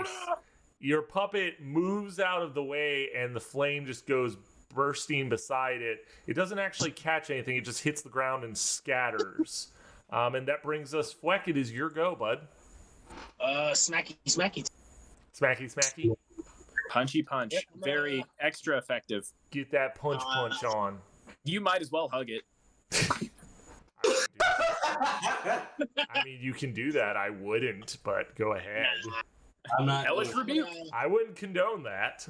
I'm never going to tell you no. I'm never going to tell you no, but I am going to advise against it. Yes. Strongly. My advisements when you guys get to a higher level are swiftly going to die, by the way. I'm just going to leave you up to your fate. I'm going to unarmed strike and then use a key to use flurry of blows. All right, so go ahead. You hit with the first strike. Go ahead with the second. You missed with the second. It is made of ghost. Third. Damn it. You Ooh, wow. Okay. All right. So go ahead. Roll for Punchy the first punch. attack. Let's see what your damage is. It's I believe it's a D4 still right now. Yep. Okay. More level. Nice. Nice. So all right. You notice the same thing when you connect with it. You feel there is a solid object, and then it kind of gives, and your hand goes through it. You punch with the second strike, and it passes through. Go ahead and do a regular roll real quick for the damage, your normal attack damage. What? on earth I think just I think it automatically adds the +2 if it's a nat 20. I don't know why. That's. I don't know how to fix it. Well, anyway, so you got. All right, so you did 6. Didn't he already roll damage for the crit? No, I haven't gotten to the crit yet. That his first strike was just a normal hit. That was the thing. So what is your max damage with a regular strike? It would be 9. So 9 Yeah, is it'd be max 9. plus 6. 1d4 plus my dex. Oh, Jesus. What is your dex? My dex is 5. How the fuck do you have a Okay, whatever. We got 20. Oh, that's Ability true. I was like, score you are improved to level 4, level so you got a stat boost if you wanted to use it. And I said, Yeah, I figured you went with that. All right, so you slammed it pretty hard. Like it's hurting, it looks like. You see more cracks form, but it hasn't fallen yet. Yeah. So, Palasier, that brings us to you. Look out quick. Fucking with a heavyweight. All right. What can I see from here? Can I actually? You would have to go at least halfway up the stairs. So you'd have to get to this. So basically, because of the height, you would have to get to this point in order. You're not off of the stairs, but your head is over the top of the stairs. You're like, oh, that's different. What is that? All right. So I see a flaming skull, and I see them trying to punch it, which I find hilarious. And I am going to laser the damn thing. Go ahead then. Laser it. Hashtag laser. Damn. Oh, Mother of God. Wow. Yeah, you hit him. you got to change his Damn. name. Where'd you find this? Sweet rolls. I like how you guys Jesus. were complaining about, oh, this is going to be my only good rolls for the day. And now you're just like straight up critical after critical. Why would you on this say thing. something? You fucked it. We've all fucked it. All right. Dude. Well, as you guys watch, what you see is Palasier essentially pokes his head over, raises his hand, and goes, kazow. And this beam, just this wave flies out of his hand, and the skull explodes. Now, that being said, He came in with the when the first drop, he skull said, explodes, you see the same humanoid character appear in his place. He turns and looks at all of you and goes, thank you, I can finally rest. He betrayed us all. And it fades away into a white light. Wait a second. Who betrayed you? I need more information. That's it. It's gone. The spirit's gone. That thing's gone. You guys are officially out of combat. And Which is you great. are standing. I mean, Fleck, you've gone blind again because the lights are back downstairs right now. Move the lights. Poof. Illuminate. 4 more lights appear, and you guys are you're standing in dim light. Palisier is going to finish walking up the stairs and just go, well, that was special. Why did you pick a fight with the flaming skull? He hit me first. Did he, though? He hit me first. He was gonna hit me first. All right, well, I suppose we should Panicked. continue on. Oh, you definitely panicked. Leave me alone. I panicked. Let's Did it all for a hot pocket. What's in this side room? I don't know. You haven't gone in yet. I can just look in. Okay. I moved my Roll perception for me. I will catch y'all later. perception. Damn it. You see Y'all hear some me? books. There's a lot of books and all. Books and shit. There's Do I see books anything? on books. Signing off. Fleck signing off. I'll Fleck see y'all decides around. to sit down and meditate. Okay. Yumo gwe gwe fa hi sao. Hallelujah. All right, so what you guys see, since this is not gonna play anything on the story at this point, what you see is you have come into a library. It's a small one, but it's still a library. Okay. There's a lot of books up on the walls. There's a small ladder. Once again, there's a table and 2 chairs in the center room. But other than that, same thing. A lot of dust. It looks like no one's been here for years. There's no footprints aside from the ones you guys have left. And yeah. Cool. Can I do? I want to do an Arcana check. Okay. On what? The room itself, which I probably don't sense anything. Well, first off, you don't sense anything. Second off, boo-hoo. But no, there's no, as far as you can tell, these are, there's some looking over them. You can tell there's some history books. There's some books on etiquette. There's general reading. It's a library. It's no magical tomes or anything. It's just a standard library that rich people keep. Are there any books in there that look to be in like really good condition, or are they all in shit condition? I mean, everything seems, aside from the tables that have been tossed around, the books and everything, and a layer of dust over them, everything seems to be in good order. It's just tables have been thrown over. These bookshelves, however, are actually, you looking at them, because they're actually built into the wall, you're thinking that's why they haven't been, like, pulled over. They're fucking books. What do I see up these next? I assume this next red thing is another staircase. That's actually a hallway. What do I see down the hall? You see a door, actually. 2 doors that are closed. Interesting. Can I look in the hallway to see if I see any, trap triggers or anything that looks like shenanigans? I mean, you don't see anything. Just a standard hallway. There are pictures on the wall, though. Oh. What do these pictures look like? There is pictures of various people in noble clothing. There's a young, very fat boy. And you look on closer inspection, there is actually a picture of the Duke on the wall. But Interesting. it is very, very much covered in dust. So there is a picture of him, but it is still covered in the same layer of dust that everything else seems to have. Huh. The plot thickens. Does the picture look? Does it look exactly like how he did now, or does the dupe look I would say older? it looks a little bit younger, not by much, maybe 2 or 3 years younger. You can see there's a little bit more hair on his head. Not as pronounced with the double chin. Like, this was probably commissioned just a couple of years ago. Okay. So it's. My.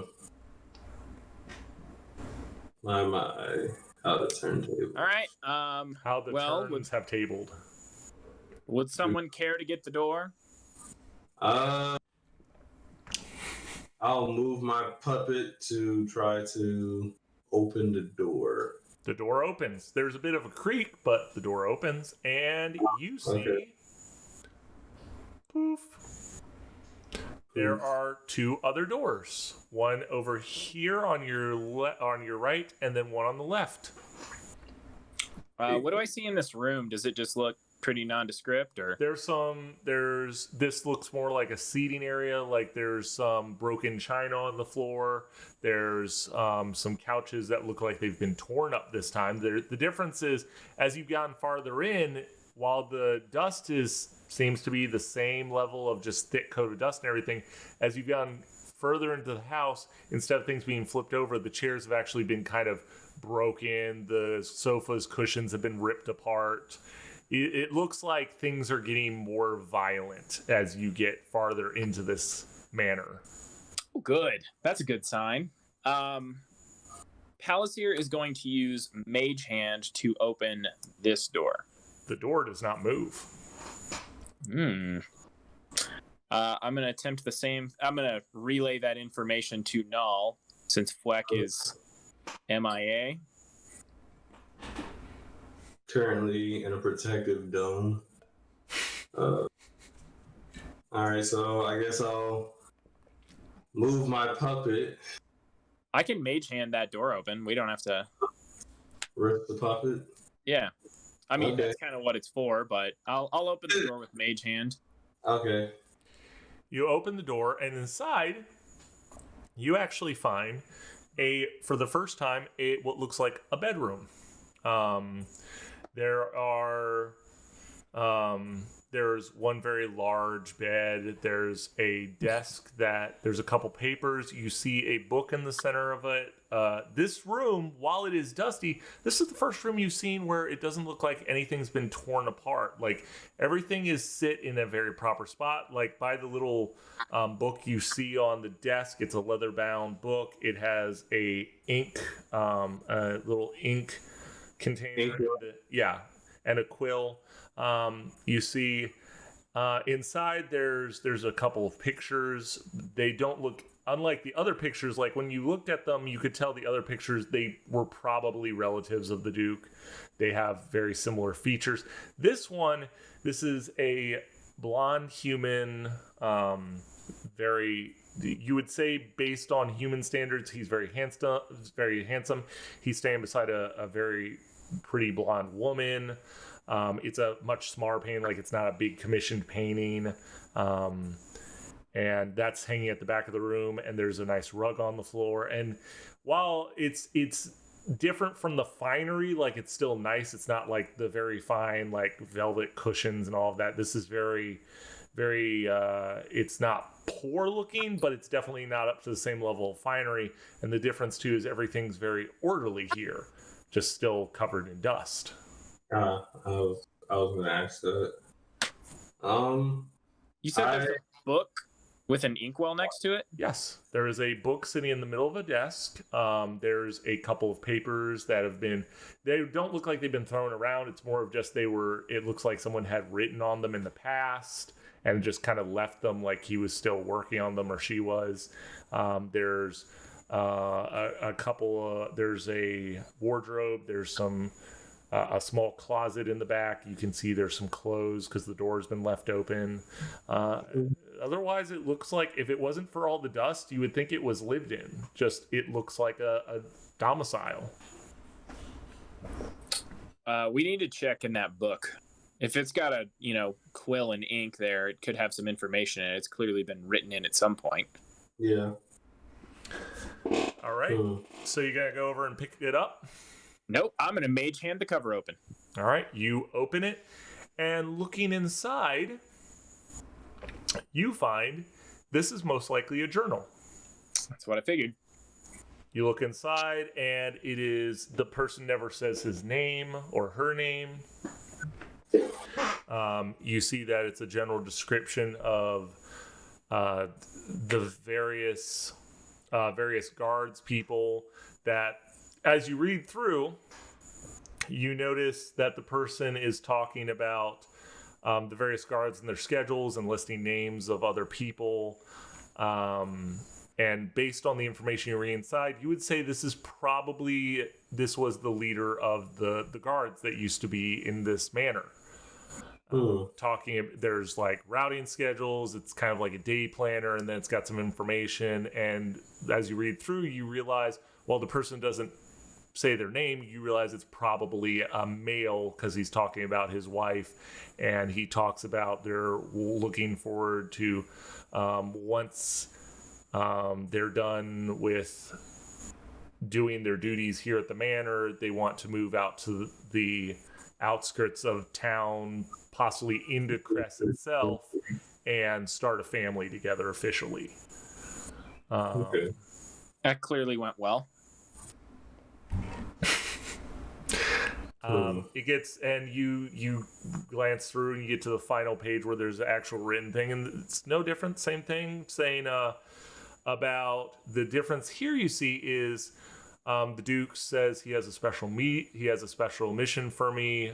There are brigands on the outside, on the outskirts of the properties that have been raiding the storehouses, and he needs me and a couple of my men to go out and take care of these issues. And that's the last thing you see. Okay. Seems normal enough.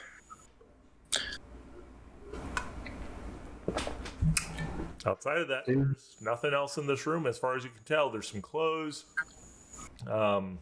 It's very, you can tell this guy was probably had prior military training. Everything's very organized and very, he got what he needed. You can tell anything that's probably his wife's that's the only thing that outside of just, you see a couple of uniforms when you look through the closet, and there's a little bit of jewelry, but nothing like really fine. There's a couple pearls and then like some small silver chains and a couple of rings. That's about it. Yep, stealing that. Okay. Let me add that to my inventory real fast. You find 3 rings, 2 silver necklaces, 1 gold necklace. You do find a bracelet, and it has an insignia on it. And you find some ladies' dresses. That's what you find. And then you find a couple of what you'd say are probably guards' uniforms, and then just standard clothes, breeches, shirts, a tunic, a couple of cloaks, boots, things like that. You said 2 silver necklaces? 2 silver necklaces, 1 gold necklace, and then you think it's probably silver bracelet that has an insignia on it. All right, I've got that written down as insignia bracelet because that's creative. All right. Do we see anything in here? Do I sense anything that might be magical in here? Nope. Everything seems mundane. This is just very standard room. It's nice. Aside from the amount of dust, but it's nice. We may be able to hole up in here, barricade the door if we need to take a rest at some point. Yeah. Palicier is going to move his way back out, and he is going to shout to Null that he is going to try and blast this door down because opening it with Mage Hand did not work. Okay. Give it time. All right. So how are you trying to blast this door open? Or you can try and puppet slam it. It's your call. I'll try to open it with my puppet again. The doors do not budge. Doors do not budge. Nope. Like either pulling and pulling, Nope. pushing and Pushing pulling. and pulling? No. Yes, pulling and pulling. Pulling. I mean, pulling and pulling. Yeah, that's pulling what and pulling. No, Okay. pushing, pulling, there's no response. They are very much locked. These are solid feeling doors. Like looking at them when your puppet grabs and tries to push and pull, they don't budge at all. They're there. Mm. Well, let's check the other two doors before we start bashing these in. Because we still have a couple more doors to check back near the entrance. That's true. I'm going to have Fleck just come along with you guys. Okay. Where'd he This- go? He had to go to work, remember? Oh, I didn't know that. Yeah. So you guys head down the stairs then. I'm going to move him up here. You have 2 doorways you can go ahead and investigate. It's really up to you. Ready? Null, you coming along? Yeah. I say we go for the northernmost door first. Oh, Okay.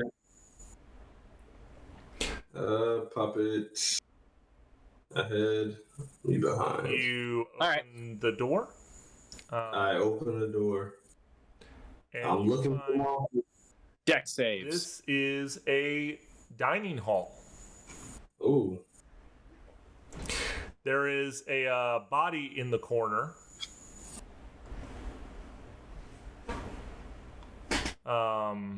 Should I poke it with the old I mage hand? approach the body.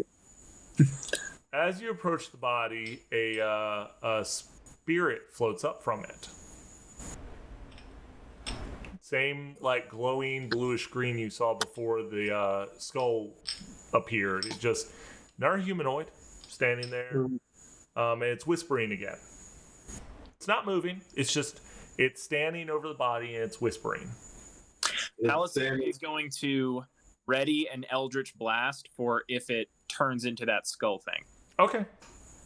So if it moves aggressively towards anyone, he's gonna blast it essentially. Kamehameha. Okay, he's gonna Kamehameha it then. All right. For meh. There we go. That's better. I'm gonna move my puppet here. Okay. We know Fweck would want to listen to hear what it says, unless you want to do the honor. And No, I would say even Aaron would be. I'm gonna attempt You know what? I'm just gonna hold back this time. We have a puppet. Oh yeah, and you can hear through the puppet. Mm-hmm. Yeah. About that. I'm gonna listen to see what the spirit is whispering about. This time you hear is, it was our orders, we had to carry them out. It's our orders, we had to carry them out. It's our orders, we had to carry them out. You just keep hearing it saying this over and over again. Saying something about it was orders. All these squares make a circle. All these squares make a circle. Basically. Saying that they didn't have any choice. They were forced to do it. It was orders. They had orders. So, Well, Palisir is going to remember that it's his job to clear out the spirits, whether they're aggressive or not, and he's going to go ahead and laser the thing. all right. Okay then. Go ahead and I'm gonna have you roll an Yep. attack roll.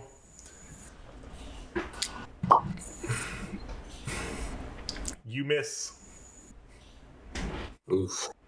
Does it do anything? It looks directly at you, Palisir, raises its arm, and lets loose a scream. As it does, you see it disperse into little bits of light that fall on the skeleton on the bottom. And the skeleton shakes and very unnervingly lifts up just by the legs and kind of falls forward, dragging. What you're now noticing is an axe in one hand and a shield in the other. And the same scream emanates from it as its eyes blaze red. Palisir, having been screamed at, just goes, "Yeah, I get that a lot." Hit it. get ready another Eldritch Blast. I assume we're rolling initiative. Yep, time for y'all to roll initiative. Make your way downtown, rolling initiative. Bop. Oh my god, that wasn't terrible.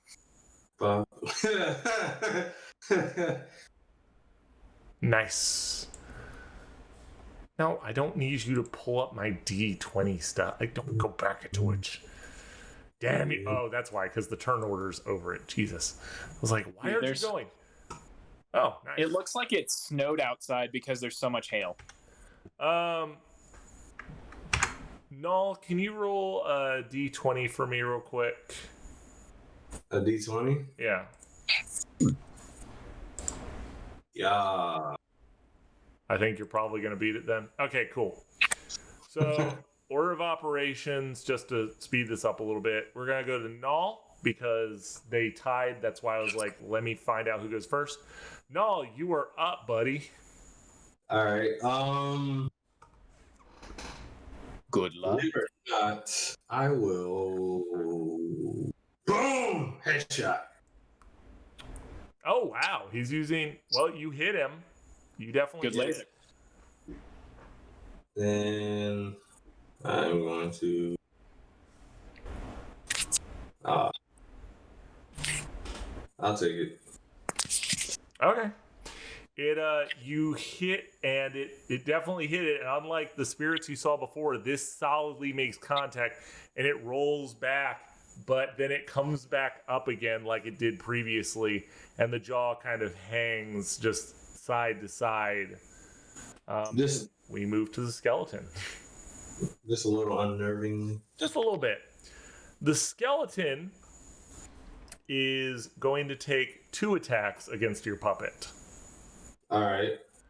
The first one, it's swinging its shield at it. Ooh, nice little shield bash action. And All I'm right. guessing it misses with a. This is supposed to be a 9.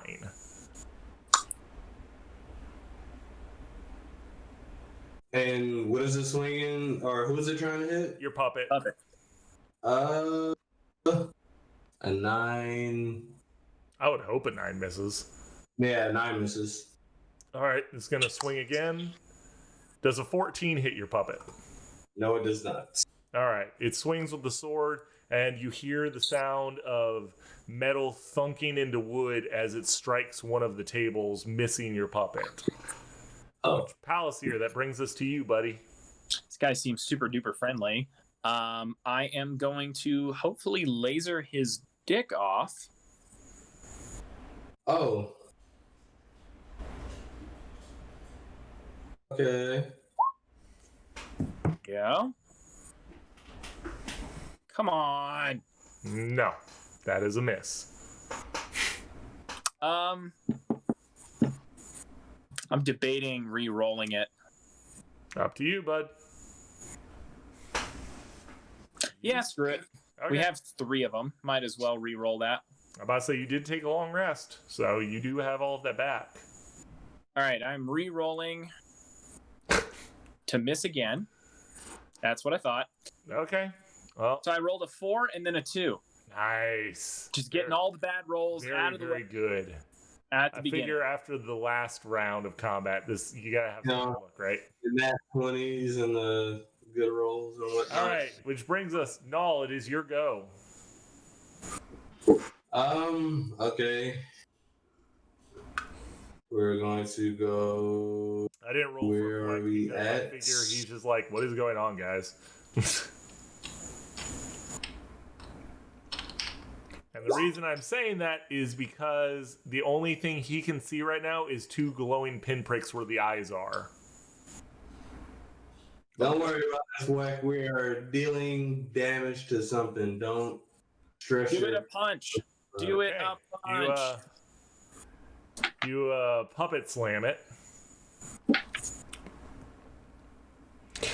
You notice, even though you hit it, the damage seems kind of minimal. It's still damaging it, but it's not what you expected from how hard the puppet slammed into it. Puppet slam, you'll always be. Home sweet home for me. The skeleton is once again, it's gonna ready its shield and swing at your puppet with the shield real quick. Okay. I'm guessing, a 13 definitely misses because a 14 missed before. And it's going to try to attack. You're getting really lucky. It's getting really terrible rolls. Me too. So yeah, Palisier, it's back to your go. Alrighty. Well, I think you guys all know what it's time for. Lasers. It was lasers. It was lasers. Was it lasers? It was lasers the whole time. Did that? Okay, there you go. You hit him. You actually hit him.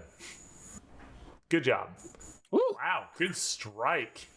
You actually do hit him for full damage too. Like this thing punches a hole in the armor that was wearing, but the thing's still standing. So I'm gonna also.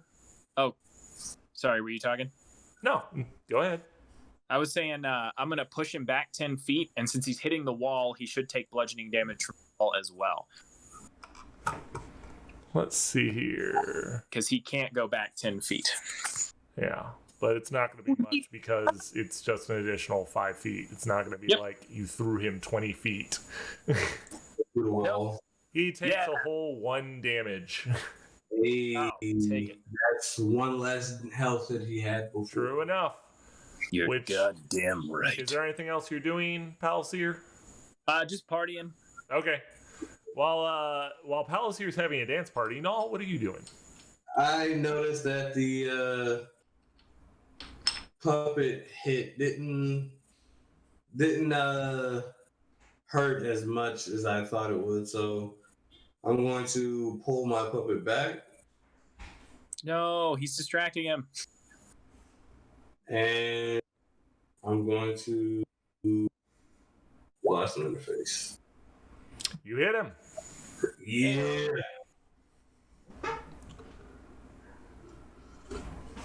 Seven force damage.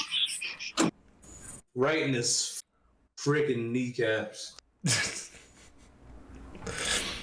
I mean, I'll allow you to shoot at his kneecaps. I'm not going to allow like a knockdown because you weren't specifically aiming at the time. No, Cold shot. Taking sledgehammers to knees. Okay, well, it takes 7 force damage. Since you guys have decided to hit set, why the hell is the puppet so far away from him now? He moved him. I moved him.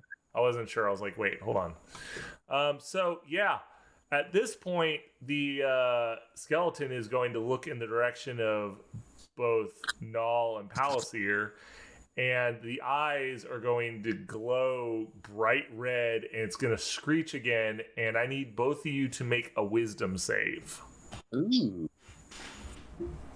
Oh, trust me, you're well within range of this thing, too. Palisier is very, very wise. Yes, I'm sure he is. Oh, He's not, but I have a bonus to saves, Oof. thankfully. oh, I have to. I gotta roll a wisdom save. You need to make a wisdom save. +4 to wisdom saves. Come on, big bucks, big Still bucks. sucked at it. No whammies, no whammies. Oh, no. Oh, God. Oh, no. All right. Well, for Null, this isn't going to be absolutely terrible. But it could have been worse. I need you to roll a d4, Null.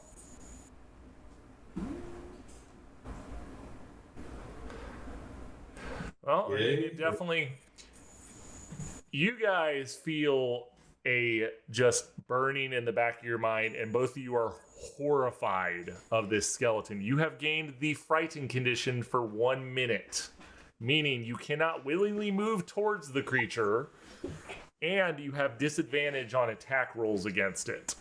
Ouch. And on top of that, Null, by the way, No. you feel a sudden creaking of your joints and your skin tightens, and you have felt like the life has been sucked out of you. You age by 10 years. Well, that's not that much. No, that's why I was like, well, as a drow elf, that's not so bad. You just aged Did I 10 just get years? blighted? Huh? Was that blight? Nope. Nope. Blight's No. different. I don't know what the hell that was. He just aged you 10 years? Yes. Aged Good me thing we're ten- elves, man. Worse. I mean, It multiplies by the dice roll, by the way. oh geez. I That's mean, why I was 40 like, years. well, one isn't so bad.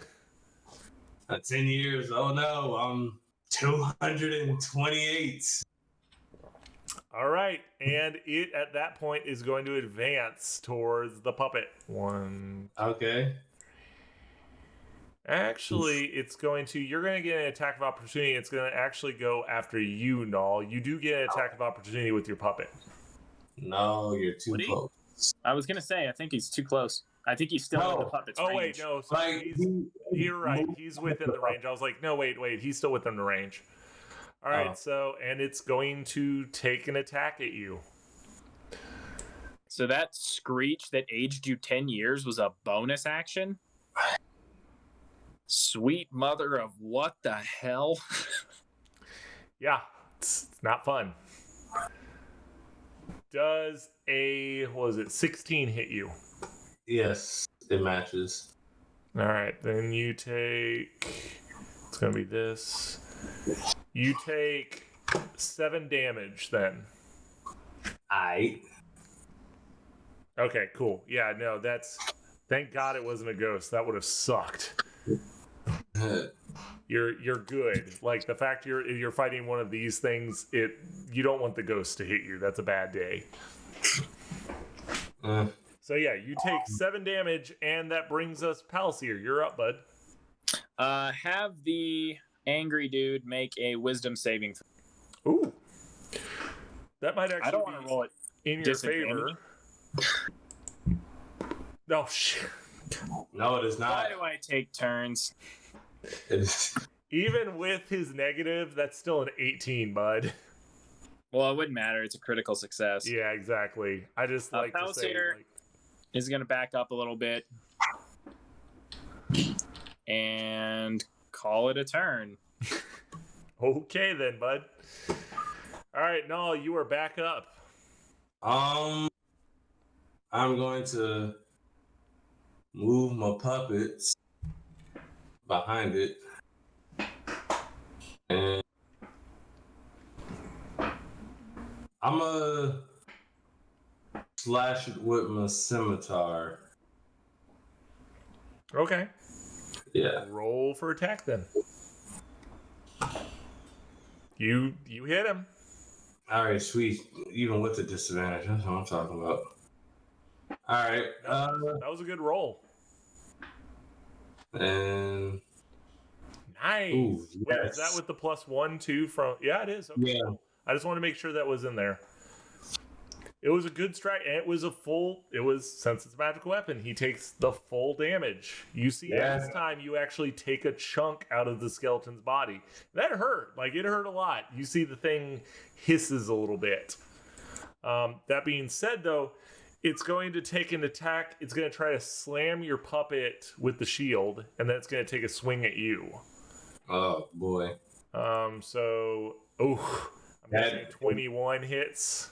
That is the puppet. Here come the rolls. All right. Well, the shield roll isn't going to be horrible in terms of damage. Okay. Your puppet takes 4 damage, but he is knocked prone. Nice. It's useful. No, my puppet's not prone. Well, no. Yeah, I think no, he was I'm saying commenting it's on that's a cool ability. I like the ability. Does a 13 hit you, Null? No, it does not. Then he swings and it's a miss, and that brings us Palsier. It's your go. Have him make another wisdom save. Nat 20? Nat 20. Oh, there we go. He got a 5. He got a 5 against your wisdom save. All right, Palsier is stringing together curses in Abyssal at this guy, and he's using Vicious Mockery. So that should be, I think, a D4 of damage, but let me double check. I think it's D4 Psychic. At your level, I think you're right. Well, it's a cantrip. I don't think it scales at all. You can cast it at a higher level. No, It's a cantrip. It doesn't scale at all. Oh, it Do doesn't? scale. It must succeed on a wisdom saving throw or take 1d4 psychic damage and have disadvantage on the next attack roll at the end of its next turn. That's all it says. It doesn't scale at all. You can't scale it. Still useful because disadvantage is nice. So it'll have disadvantage on its next attack roll, and it takes. Well, I mean, it wouldn't show you that anyways because you're only level 4. It doesn't scale to level 5 if I'm thinking correctly. I'm 90% sure it doesn't scale. I've used it as a level 18 bard. 3. Let's see. He takes 3 psychic damage though. Oh, wow. That's aside from the disadvantage, that's almost a useless spell. Okay. Almost, but it's a wisdom save, and it gives him disadvantage on his next attack, which is nice. So very good. So he takes 3 more damage. And he'll have disadvantage on the next strike. All right, so that brings us to Null. It's your go, bud. Another scimitar strike. Wait, hold on. That's not disadvantage. Take the disadvantage of the advantage away and just roll again. Hey. Oh, yeah, you hit. You definitely hit him. Tasty. No. You actually take his shield arm off. I'll say that. So, woohoo. Your mother was a hamster and your father smells of edited berries. All right, so it's looking rough. So the skeleton, because I'm gonna stick, into the whole play of this, it's gonna take 1 attack and it's gonna aim at you, Null, specifically you. Disadvantage. Oh yeah, I mean it's not gonna matter. No, he missed anyway. Either way, it misses both times. Yeah. Palliser, it's your go, bud. All right. Might hit him with something else here, but he just seems to not be doing super well anyway.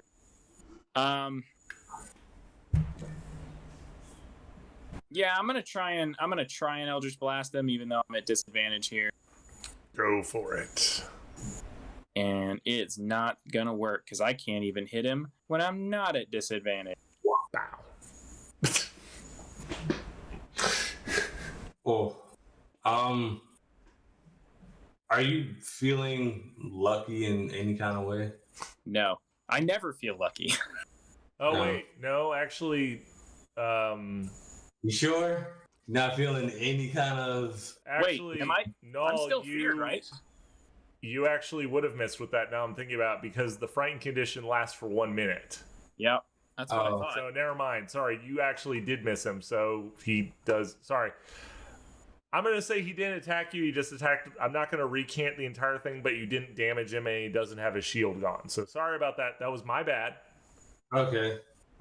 But you do miss Palliser. So either way, you've taken your shot at him. So sorry. That's man. my turn. Yep. No, you are back up. I am disadvantaged. Yes. Okay. This is the 3rd turn afterwards? Yes, 3rd turn. Yeah. Okay. Scimitar again. You did hit him this time. Good shit. Alright.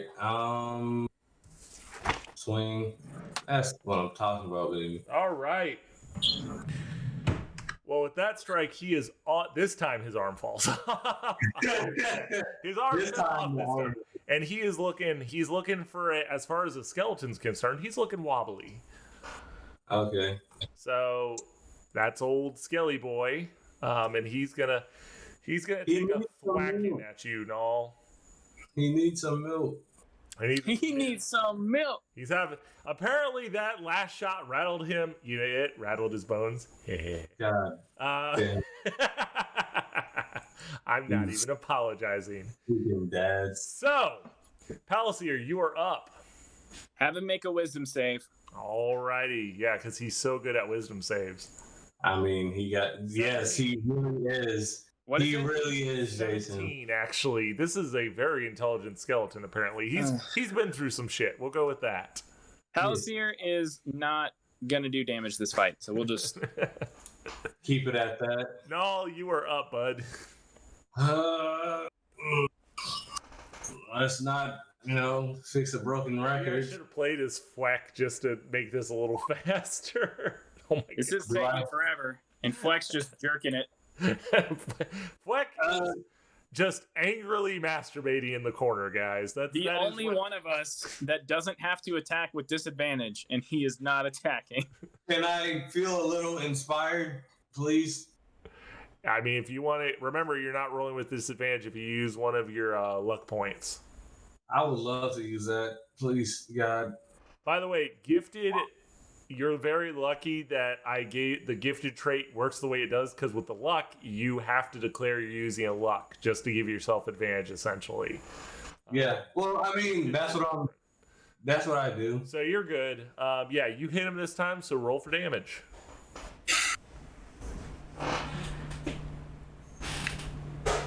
Yay. So what do you do to finish this skeleton off? Yes. Okay.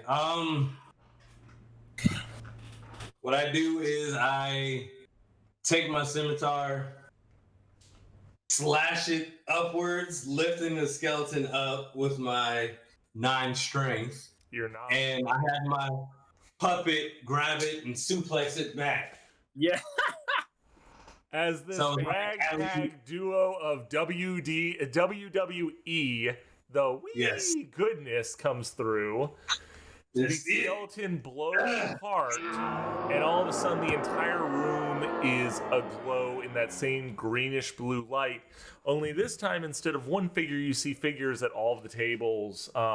In the places where seats are or should be, people are just sitting now, like where a seat would be, where they're overturned and everything. You see the figures, they're all talking, and you hear one of them, who actually comes in looking very clear as he walks into the room, is the same human that you saw in the painting earlier. He comes in, and you hear one of the people at the table stand up and goes, "Attention!" And everybody stands up at their tables, and he kind of levels them down, and he tells them, "Look, we have orders. The Duke has told us that we're supposed to take the brigands, so I need 5 of you to come with me." And you see various hands go up. He goes, you, and you. Come on, we've got to get this done. And you see there is one spirit, the one you saw previously. He's walking back and forth. And you see him looking over his shoulders and goes, "I didn't know. I didn't know this was going to happen. I just..." And as he does, he sees you and your puppet and all, and he all of a sudden just zips over, like he just does that really, in horror movies where it's the ghost that runs really super fast. Yeah, Yeah. It just appears. He puts his hand on your shoulder and goes, "I wish I could do more." And he just fades away. Yes. And the rest of the hall goes black again. You should bring some lights in here so our absentee Fleck can see. Yeah. Boom, boom. You boom the lights, and Fleck is standing in the center of the room picking his nose. Nice. Huh? What happened? Palace here is going to give him shit forever for this. the absentee player. Do we want to call it there for now because we're down a player, or It's up to you guys. I can give you a little bit more time because it's not going to drive the story too much farther right now. Or we can call it until next week. I don't care either way. being down a person in combat kind of sucks? Yeah, that's what I was waiting for. I was like, let's see if they actually decide on this. We can call it. All right, guys. Then what you have gotten out of this this little mission is the manor is definitely haunted. A lot. You can definitely believe that. Despite what the Duke said a couple days ago, you're a little bit confused because, yes, there is stuff of the Duke being here, but at the same time, it's extremely covered in dust and looks like it's been abandoned for years. So it's very, very kind of disconcerting. There are ghosts not everywhere, and there seems to be a story that you're getting filled in a bit by bit on. Yeah, that's where you lie so far. There's a door you can't open, and there's also 2 doorways. The one ahead of the room you went through, which seems to be the eating area. It's the main dining hall. And then a room you haven't gone into or checked the door on yet. So you have 3 potential ways to go. You have a continuation of the dining area. You have a place you haven't gone through, and then you have a locked door. And that's where you are with this. Quite. Dude, I'm glad we did Fat Guy Ghost Story. This is fun. I was hoping you guys were going to choose that. The other 2 would have been fun too. Like I had little things for it. But this is the one I was like, I really hope they choose this one. I really hope they choose this one because there's a lot more interesting stuff I've got planned for this. Fat guy in a little cup. For the first time, I do not have any like extra stuff to tell you guys because there's been no real revelations, mostly because you guys are kind of exploring the world now. From this point on, there will be some story-driven stuff here and there, but until I decide to kind of Deus Ex Machina back into the main story, you guys are kind of just doing your own little side things right now. Get money. So this is also your way of kind of getting trained up for the things I've also got planned, because I do have some interesting things planned for each of you as well. That being said, if anyone is watching, next week, DJ will not be here. He's got some other stuff going on, so Null will not be joining us. However, don't fret, because I want to make sure we don't progress the story without a player at all. It's fine if like one leaves for a little while. Our buddy over here, Palisier, or specifically Eric Heimerman, will be running a one-shot for us that we're still kind of figuring out, I guess. So yeah, that's where we lie at this point. We've got some other things in the works aside from that. Until then, DJ, I look forward to not obviously next weekend, but the one after that, we can continue this little side quest you guys got going on. Anything you want to say to any of our watchers, whether it's now or for when we do the recap? I think he's on mute. I think so too, because I got the whole thing. It was very mysterious. It's very mysterious. Share, and subscribe. Much love, everybody. Yeah, if you did watch us tonight and you enjoy that, please come back and watch us. We'll be still doing every Friday from 5:30 till whenever we decide to finish up. I think next week also we might be having to start a little bit later. It depends on when I get off of work. I'm still going to try to get arranged to be here at the same time. Oh God, there's a gremlin running around my yard. But yeah, outside of that, Eric, is there anything you want to tell our audience about the upcoming one shot that's coming up? So we haven't gotten too in depth on the one shot yet. I've been pretty swamped with work. But it's probably going to be a mid-level campaign, like probably level 10 to 13. And it's going to be relatively short. Hopefully we'll have some interesting characters. I'm not going to shoot down hardly any ideas because I want to see some interesting builds. So I get to play finally. Yes. I'm going to try and hopefully get my wife and maybe one of my friends in on it as well, because I want to see some crazy builds, and I know at least one of my friends has some really interesting crap that they want to try out, especially in a one-shot scenario where they don't have to stick with this weird-ass character for a whole campaign. So look forward to that. I'm excited about it. I'm putting things together hopefully this week. Cool stuff. Is there anything else anyone has to say, or are we going to get ready to sign off then? We can sign off. I'm good. Much love. Much love. Thanks for tuning in. If you're watching us live, same as always, every Friday we'll be doing a live stream, and then afterwards we'll be getting it to our wonderful, once again, shout out to Chris the Geek, who will be editing this and posting this on YouTube. As time goes on, we're going to get more stuff done because he's still kind of getting used to the tech just like we are. We're going to try to get a little better every time, not only with timelines and scheduling, but also just doing a better presentation. Hopefully we get the more viewers we have, it puts us higher up on the viewership, so we have more people that can be like, oh, I want to check those guys out. So keep coming and watching us, check out our YouTube, and this Sunday we will have a recap. I'm not sure who all's going to be joining. I know for a fact I'll be running it, even if I'm by myself. I don't know about you guys. Will you guys be able to join in? Possibly. I will Okay. very probably be on. I'm actually going to start working on our theme song as well. Yep. I've been working with. Oh crap! Now I don't remember his name. Chress. I feel bad. Chress. Chress, right? Yes, Chress. Yes, Chress. Okay. So I've been working with Chress on throwing together a theme song.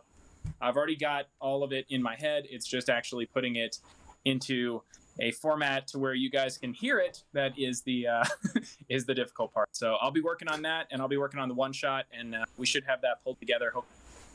Awesome. And if we do actually get some true announcements, we're not going to make them boring where it's like, oh, guys, by the way, this is what's going on. We'll try to spice it up just to be like, hey, get here at the beginning, because otherwise you're missing out on some entertainment. Anywho, thanks for joining us as the Dungeoneers of Depravity. I'm still going to chuckle out of that every time, and I cannot wait to see this introductory song/video that Chris and Eric are coming up with. One more shout out, which is going to go once again to Boss Opa for making our logo and anything else he comes out with.